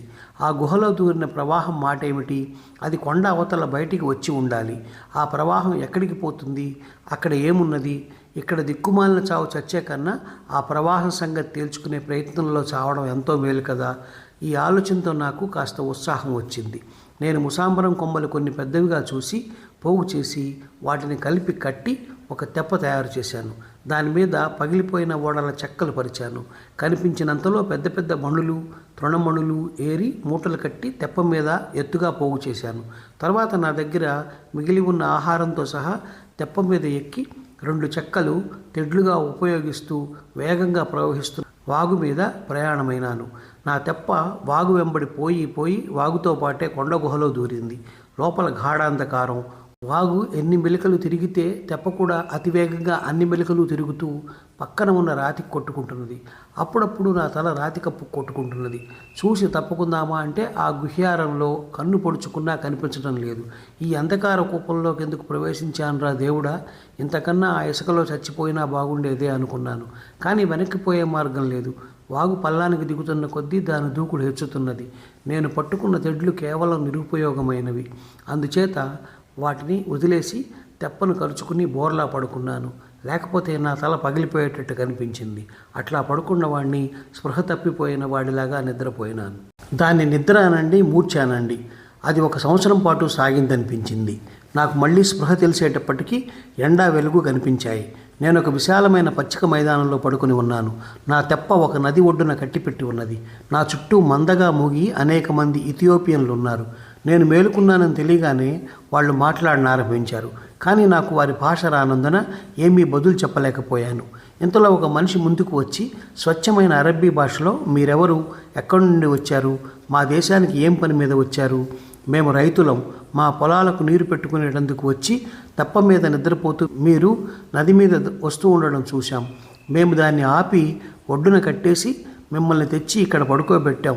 మీ అంతటా మీరు లేచేదాకా మేము లేపదలుచుకోలేదు. అసలు మీరు ఇక్కడ ఎట్లా వచ్చారో తెలియజేయండి అన్నాడు. ముందు ఇంత అన్నం పెట్టండి, తర్వాత మీరు కోరేదల్లా చెబుతాను అన్నాను. వెంటనే వాళ్ళు నాకు కడుపు నిండా తిండి పెట్టారు. నాకు పోతున్న ప్రాణం తిరిగి వచ్చినట్టయింది. నేను వారికి నా కథ యావత్తూ చెప్పాను. నా కథ విని వాళ్ళందరూ ఆశ్చర్యంగా మాట్లాడుకోసాగారు. నా మాటలు వారికి తర్జుమా చేసి చెప్పిన వాడే వాళ్ళ మాటలు కూడా నాకు చెప్పాడు. నన్ను తీసుకుపోయి తమ రాజుగారికి చూపి ఆయనకు నా చిత్రమైన కథ వినిపించుదామని వారు అనుకున్నారట. నేను దానికి సంతోషంగా అంగీకరించాను. తెప్పను ధనపు మూటలతో సహా మోస్తూ వాళ్ళు నన్ను రాజుగారి వద్దకు తీసుకుపోయారు. రాజుగారు నాకు ఆదరంతో స్వాగతం ఇచ్చాడు. ఆయన కోరిన మీదట నా కథ యావత్తూ ఆయనకు పూసగుచ్చినట్టు చెప్పాను. నేను ప్రాణాలతో బయటపడినందుకు ఆయన నన్ను చాలా అభినందించాడు. నేను నా సంచులు విప్పి నా కష్టాలకు ఎలాంటి ఫలితం లభించినది చూపాను. నేను తెచ్చిన రత్నాలు, తృణమణులు మొదలైనవి చూసి రాజుగారు ఎంతో మెచ్చుకున్నారు. ఆయన గొప్ప రత్న నిపుణుడు. నేను ఆయనకు రకానికి 1 మణి చొప్పున తీసి బహుమతిగా ఇచ్చాను. ఇందుకు ప్రతిఫలంగా ఆయన నాకు చాలా మర్యాదలు చేసి నన్ను తన రాజభవనంలో అతిథిగా ఉంచుకున్నాడు. ఆ విధంగా నేను రాజుగారి స్నేహము, ఇతర సామంతుల స్నేహము సంపాదించగలిగాను. వారందరూ నా దేశం గురించి, బాగ్దాద్ పరిపాలన గురించి అనేక ప్రశ్నలు అడిగారు. నేను మా ఖలీఫా హారూస్ ఆల్ రషీద్ గురించి గొప్పగా చెప్పాను. అంతా విని రాజుగారు, మీ ఖలీఫా చాలా యోగ్యుడని స్పష్టమవుతున్నది. ఆయన పట్ల నాకు గొప్ప స్నేహభావం కలిగింది. అందుచేత నీ ద్వారా ఆయనకు తగిన బహుమతి పంపుదామనుకుంటున్నాను అన్నాడు. అలాగే ఇవ్వండి, తప్పక ఆయనకు అందజేస్తాను. అంతేకాదు, మీరు చాలా యోగ్యులని, స్నేహపాత్రులని, ఆయనతో స్నేహ సంబంధం చేసుకోగలరని కూడా చెబుతాను అన్నాను. వెంటనే రాజుగారు తాను ఖలీఫాకు పంపదలిచిన బహుమతులు తెప్పించాడు. వాటిలో ఒకటి కెంపు రాయిలో మలిచిన కూజ. అది వేలి మందాన ఉండి 1/2 అడుగు ఎత్తు ఉన్నది. దాని నిండా పోకకాయల ప్రమాణం గల ముత్యాలున్నాయి. మరొక బహుమతి కూడా ఒక పెద్ద తివాసి, అచ్చగా పాము చర్మంతో చేసినది. ఆ తివాసీలో గల విశేషం ఏమంటే దాని మీద రోగిష్టి వాళ్ళు పడుకుంటే వారికి ఆరోగ్యం చేకూరుతుంది. ఇంకొక బహుమతి 200 హారతి కర్పూరపు ఉండలు. మిగిలిన బహుమానాలు 2 బ్రహ్మాండమైన ఐరావత దంతాలు, పైనుంచి కిందికి నగలు దిగవేసి అలంకరించిన అందమైన దాసీదీను. ఖలీఫాకు ఇమ్మని ఒక ఉత్తరం ఇస్తూ రాజుగారు, ఇంత స్వల్ప బహుమానాలు పంపుతున్నందుకు మీ ఖలీఫాకు నా క్షమాపణలు అందజేయి. నేను ఆయనను ఎంత మనస్ఫూర్తిగా ప్రేమిస్తున్నానో ఆయనతో చెప్పు. కానీ సింద్బాద్, నువ్వు ఇక్కడే ఉండిపోతే నేను ఇంకా ఎంతో సంతోషిస్తాను. నీకు యావజ్జీవం ఏ లోపం జరగనివ్వను. మీ ఖలీఫాకు ఈ బహుమానాలు మరెవరి ద్వారానైనా పంపుతాను. ఉండిపోతావేమిటి చెప్పు అన్నాడు. నన్ను మన్నించండి మహారాజా, త్వరలోనే బస్రాకు ఓడ బయలుదేరుతున్నది. నా దేశాన్ని, నా పిల్లలను, నా వారిని చూడాలని చాలా ఆత్రంగా ఉంది. నన్ను వెళ్ళనివ్వండి. మీ మేలు ఎన్నటికీ మరువను అన్నాను. నన్ను బలవంతాన ఉంచేయాలన్న ఉద్దేశం ఆయనకు లేదు. అందుచేత ఆయన ఓడ సరంగును, ఆ ఓడలో ప్రయాణిస్తున్న వర్తకులను రావించి వారికి నన్ను అప్పగిస్తూ 1000 హెచ్చరికలు చేసి నా కేవు ఖర్చులు తానే ఇచ్చి నాకు అంతులేని బహుమానాలు అంటగట్టాడు. అవన్నీ ఇప్పటికీ నా వద్దనే ఉన్నాయి. నేను రాజుగారి వద్ద, ఇతర మిత్రుల వద్ద సెలవు తీసుకొని ఓడ ఎక్కి అల్లా కరుణ వల్ల నేరుగా బస్రా చేరి అక్కడి నుండి బాగ్దాద్కు వచ్చేశాను. ఓడ దిగుతూనే నేను రాజభవనానికి వెళ్ళి ఖలీఫా దర్శనం చేసుకొని ఆయనకు ప్రణామాలు చేసి రాజుగారిచ్చిన ఉత్తరం అందించాను. ఖలీఫా నేను తెచ్చిన ఉత్తరం చదువుకుని బహుమతులు పరీక్షించి ఇవి పంపిన రాజు నిజంగా కనిపించినంత ధనికుడేనా అని అడిగాడు. ప్రభు, అందుకేమీ సందేహం లేదు. ఆయన ధనవంతుడే కాక న్యాయపరుడు, దక్షత గల పరిపాలకుడు. ఆయన కింద ప్రజలు ఎంత సుఖపడుతున్నారంటే రాజుకు ప్రజలకు మధ్య ఏ విధమైనటువంటి పొరపచ్చాలు లేవు. ఆయన నిజంగా మనకు స్నేహపాత్రుడు, నమ్మదగినవాడు అని జవాబిచ్చాను. ఖలీఫా నాకు అనేక బహుమానాలు, అధికారాలు ఇచ్చి తన దర్బారు లేఖకులను పిలిపించి నా అనుభవాలన్నీ రాయించాడు. నా కథను ఇతిహాస పత్రాలలో చేర్చమని ఉత్తర్విచ్చాడు. తర్వాత నేను ఇంటికి వెళ్ళి నా వారిని కలుసుకుని ఎంతో గౌరవ మర్యాదలు అనుభవిస్తూ ఏ లోటు లేకుండా సుఖంగా కాలం వెళ్ళబుచ్చసాగాను. 6వ సముద్రయానం సమాప్తం. సింద్బాద్ 7వ చివరి సముద్రయానం. ఇక నేను సముద్రయానాలు చేయదలచలేదు. నాకు వయసు పైన పడుతున్నది. ఇంటి పట్టున ఉండాలనిపిస్తున్నది తప్ప ఏళ్ల తరబడి దేశం కాని దేశాలలో ఉండడానికి మనసు ఇష్టపడడం లేదు. ఒక జన్మకి పడదగినన్ని కష్టాలు పడ్డాను. ఇక చాలు. బాగ్దాద్ నగరంలో నాకంటే ధనికుడు లేడు. ఖలీఫా నన్ను అప్పుడప్పుడు పిలిపించి నా అనుభవాలు వింటూ ఉండేవాడు. ఒకనాడు ఇలాగే హారూన్ ఆల్ రషీద్ నన్ను పిలిపించాడు. నేను నా సముద్రయానాల కథలు చెప్పడానికి సిద్ధమవుతుండగా ఆయన నాతో, సింద్బాద్, ఆ ఇథియోపియా రాజుకు నేను సమాధానం రాశాను. ఆయనకు కొన్ని కానుకలు కూడా సిద్ధం చేశాను. వీటిని నీవే ఆయనకు చేర్చాలి. అక్కడికి దారి నీకు తెలిసినట్లు మరొకరికి తెలియదు. అదీ కాక నిన్ను మళ్ళీ చూసి ఆయన చాలా సంతోషిస్తాడు కూడా. నువ్వు ఇవాళే ప్రయాణం కావలసి ఉంటుంది. మన జవాబు కోసం ఆ రాజును వేచి ఉంచడం భావ్యం కాదు అన్నాడు. నాకు కళ్ళు మసకలైనట్టయింది. కంగారులో పడిపోయాను. కానీ ఖలీఫాకు కోపం వచ్చిపోతుందని నా భావాలను అణిచిపెట్టుకుని ప్రయాణానికి సిద్ధంగా ఉన్నానని చెప్పాను. ఆయన నాకు దారిబత్తెం కింద 10,000 దీనారాలు ఇచ్చాడు. తాను స్వయంగా ఇథియోపియా రాజుకు రాసిన జాబు, ఆయనకు అందజేయవలసిన బహుమానాలు నా పరం చేశాడు. వీటిలో ఒక ఎర్ర మఖమల్ పరుపు, మరి 2 వేరే రంగుల మెత్తలు, 100 తానుల సిల్కు, తెల్ల కురువింద రత్నాలతో మలిచిన ఒక కూజ, మేలైన అరబ్బీ గుర్రాలు ఉన్నాయి. ఏమాత్రం ఇష్టం లేకుండానే నేను బాగ్దాద్ నుంచి బయలుదేరి బస్రా వెళ్ళి అక్కడ ఒక నౌక పట్టుకున్నాను. 2 మాసాల పాటు సముద్రయానం చేసి ఇథియోపియా రాజుండే దీవి చేరాను. ఖలీఫా ఇచ్చిన జాబు, బహుమతులు ఆయనకు అందజేశాను. ఆ రాజు ఖలీఫా ఔదార్యాన్ని ఎంతగానో మెచ్చుకొని నన్ను చాలా కాలం అక్కడే ఉండిపోమ్మని నిర్బంధించాడు. నేను కొద్ది రోజులు మాత్రమే ఉండి తర్వాత ఆయన వద్ద సెలవు పుచ్చుకొని ఆయన మళ్ళీ ఇచ్చిన బహుమానాలతో మళ్ళీ నౌకలో ఎక్కి బస్రాకు బయలుదేరాను. గాలి అనుకూలంగా ఉండడం చేత తిరుగు ప్రయాణం సుఖంగా సాగింది. దారిలో సీన్ దీవిలో వర్తకులు క్రయ విక్రయాలు చేశారు. ఆ దీవిని వదిలిన 10 రోజుల అనంతరం ఒకనాడు పెద్ద వాన సాగింది. మా సరుకుల బేళ్లు తడిసిపోతాయని వాటిపై కాన్వాస్ కప్పి ప్రయాణికులు అందరం అల్లాను స్మరించాం. ఈ లోపల సరంగు తెరచాప స్తంభం ఎక్కి చాలాసేపు అన్ని వైపులా పరీక్షించి చూశాడు. ఆయన కిందికి దిగి వచ్చేసరికి ఆయన ముఖం పాలిపోయి ఉంది. ఆయన మా కేసు నిర్జీవంగా చూసి నిశ్శబ్దంగా గడ్డం పిక్కోసాగాడు. మేమంతా ఆయన దగ్గరికి పరిగెత్తి ఏమిటేమిటి అని అడిగాము. అల్లాను ప్రార్థించండి, మనని ఉద్ధరిస్తే ఆయన ఉద్ధరించాలి, లేదా ఒక్కో శోకం పెట్టి అప్పగింతలు చెప్పుకోండి. ఎందుకంటే మనం దోవ తప్పి ఇంతవరకు ఎవరూ రాని మారుమూల సముద్రంలో వచ్చి పడ్డాం అన్నాడు సరంగు. తర్వాత ఆయన తన సంచిలో నుంచి డబ్బీ తీసి పొడుం పీల్చి ఒక పుస్తకం తీసి అందులో చూసి, ఆహా, నేను అనుకున్నంత అయింది. ఆ కనిపించే తీరం చాలా ప్రమాదకరమైనది. ఆ తీరాన భయంకరమైన జంతువులు, ఘోర సర్పాలు ఉంటాయి. సముద్రంలో నౌకలను మింగజాలినంత పెద్ద తిమింగలాలుంటాయి. మీ అందరికీ ఉన్న విషయం చెప్పేశాను, ఇక సెలవు అన్నాడు.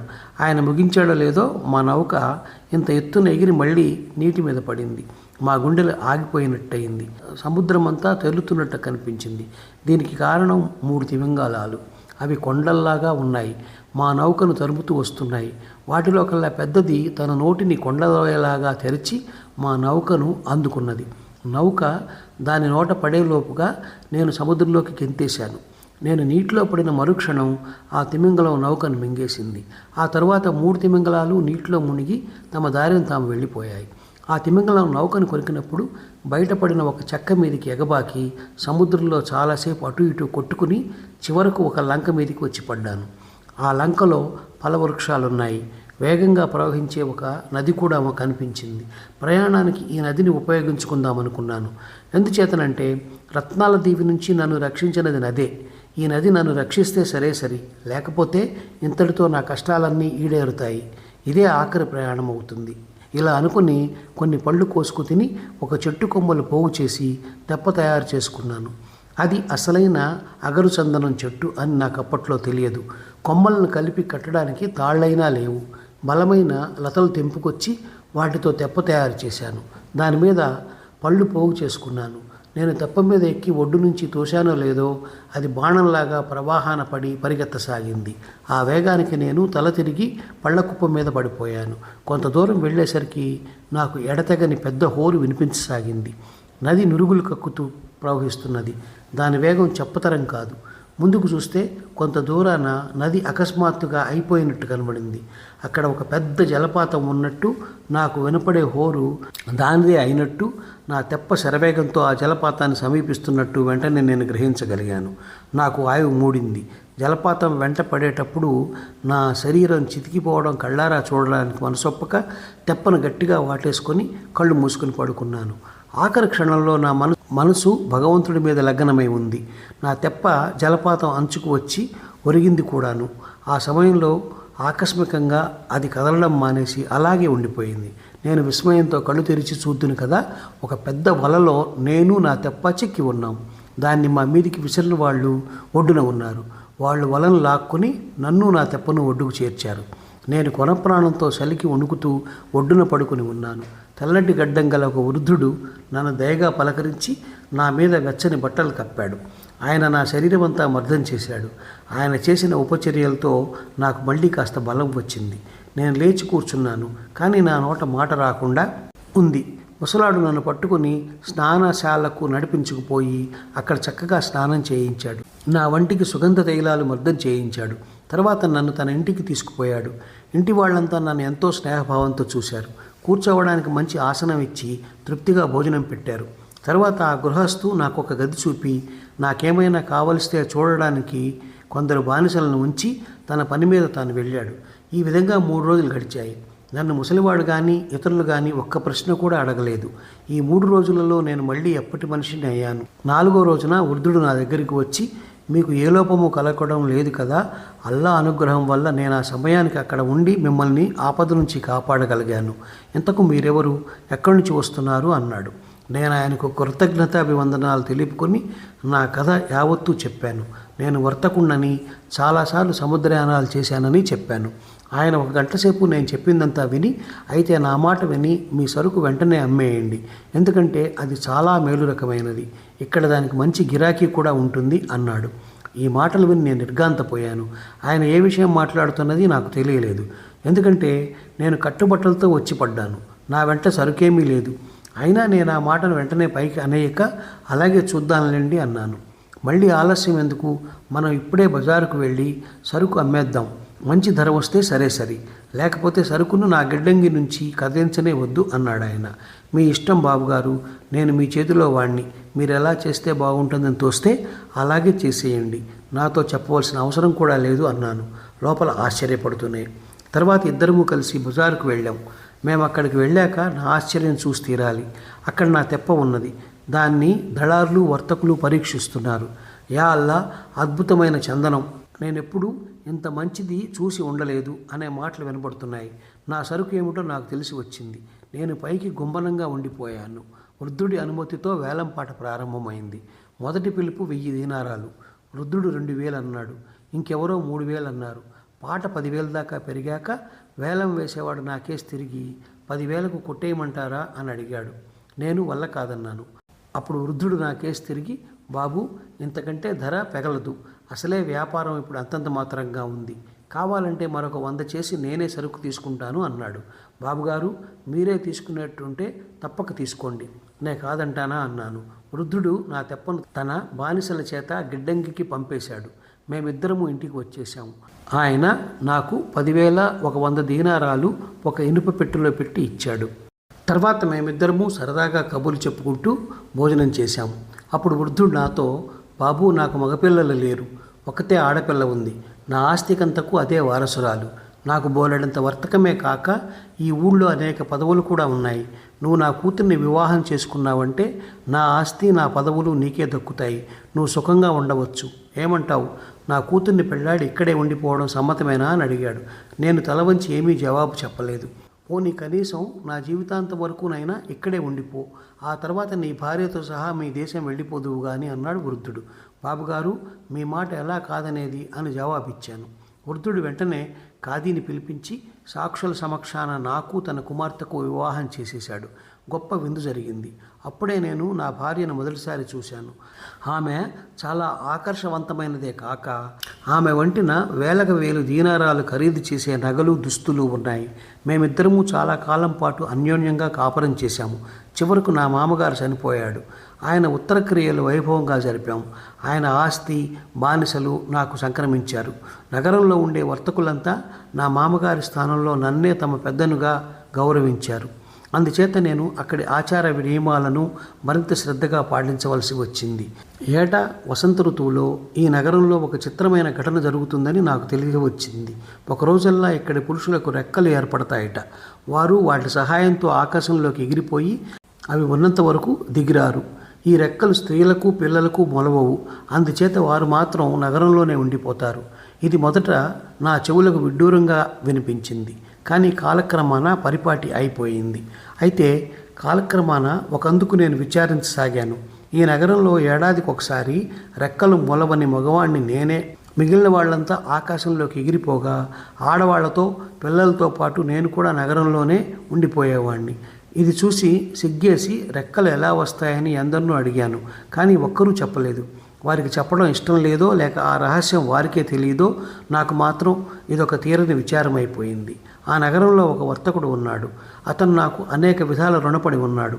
ఒకనాడు అతనితో నేను రహస్యంగా, ఏమోయ్, ఈసారి నువ్వు ఎగిరేటప్పుడు నేను నిన్ను వాటేసుకుంటాను, నన్ను కూడా పైకి తీసుకుపో అని. ఇన్ని సముద్రయానాలు చేశాను కానీ గాలి ప్రయాణం ఎన్నడూ చేయలేదు. నాకు ఈ ఉపకారం నువ్వు చేసి తీరాలి అన్నాను. మొదట అతను ఒప్పుకోలేదు. కానీ కొంత ఉబ్బేసినాక సరే అని అన్నాడు.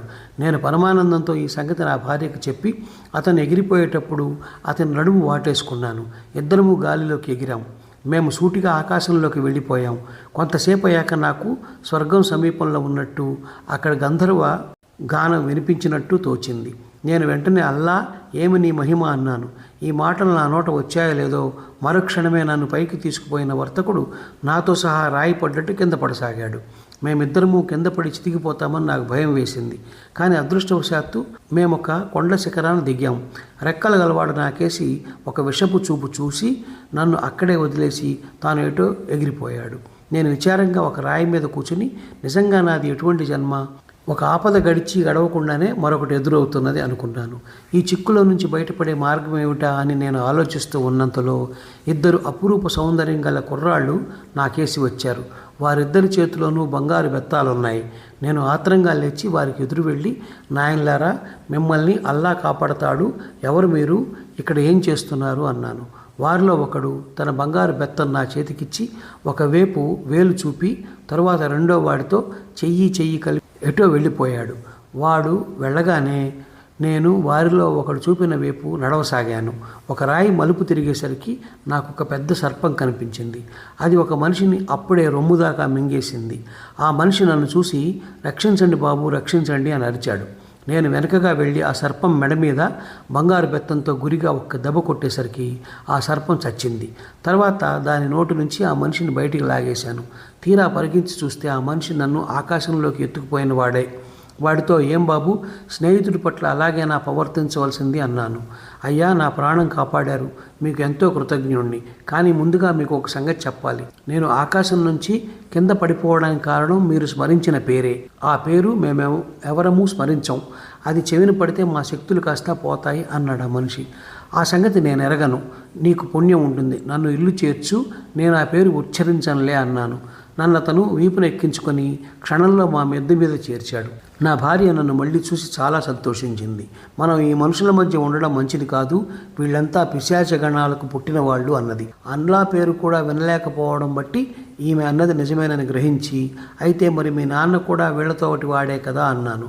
మా నాన్న వీళ్లలో వాడు కాడు, వీళ్ళ ఆచారాలు ఎప్పుడూ ఆయన పాటించలేదు, వీళ్ళు చేసే పనులేవి చేయలేదు. ఆయన పోయాడు కనుక మనం ఈ దిక్కుమాలిన ఊళ్ళో ఇక కాపురం ఉండవలసిన అవసరం లేదు, ఇల్లు వాకిలి తెగనమ్ముకొని వెళ్ళిపోదాం అని నా భార్య అన్నది.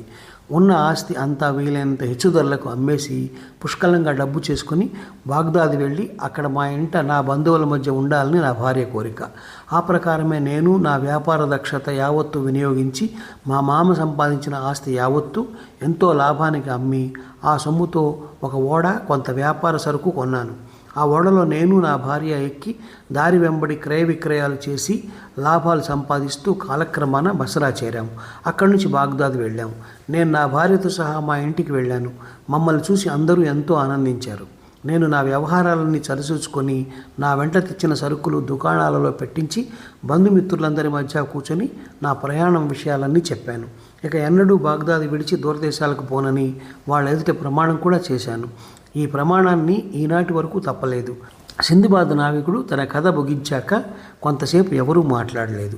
అతను మూటలు మోసే సింధుబాద్ వైపు తిరిగి, నాయనా, ఈ ధనం సంపాదించడానికి నేనెన్ని అగచాట్లు పడ్డానో చూశావా?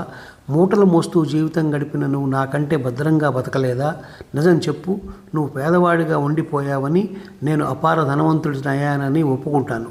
కానీ భగవంతుడు మనం చేసిన ప్రయత్నాలను బట్టే మనకు ఫలితాలు ఇచ్చాడు అన్నాడు. బరువులు మోసేవాడు సింధుబాద్కు ప్రణామం చేసి, అయ్యా, నేను అజ్ఞానంలో పాడిన ఆ పదాలను పట్టించుకోకండి అన్నాడు. నావికుడు సింధుబాద్ 4 రోజుల పాటు తన అతిథులకు విందులు చేసి అనంతరం బరువులు మోసేవాడిని తన కొలువులో చేర్చుకున్నాడు. వారు జీవితాంతం వరకు మిత్రులుగా ఉండి సుఖంగా జీవించారు. ఇంతటితో సింధుబాద్ సముద్రయానాలు ముగిసినవి.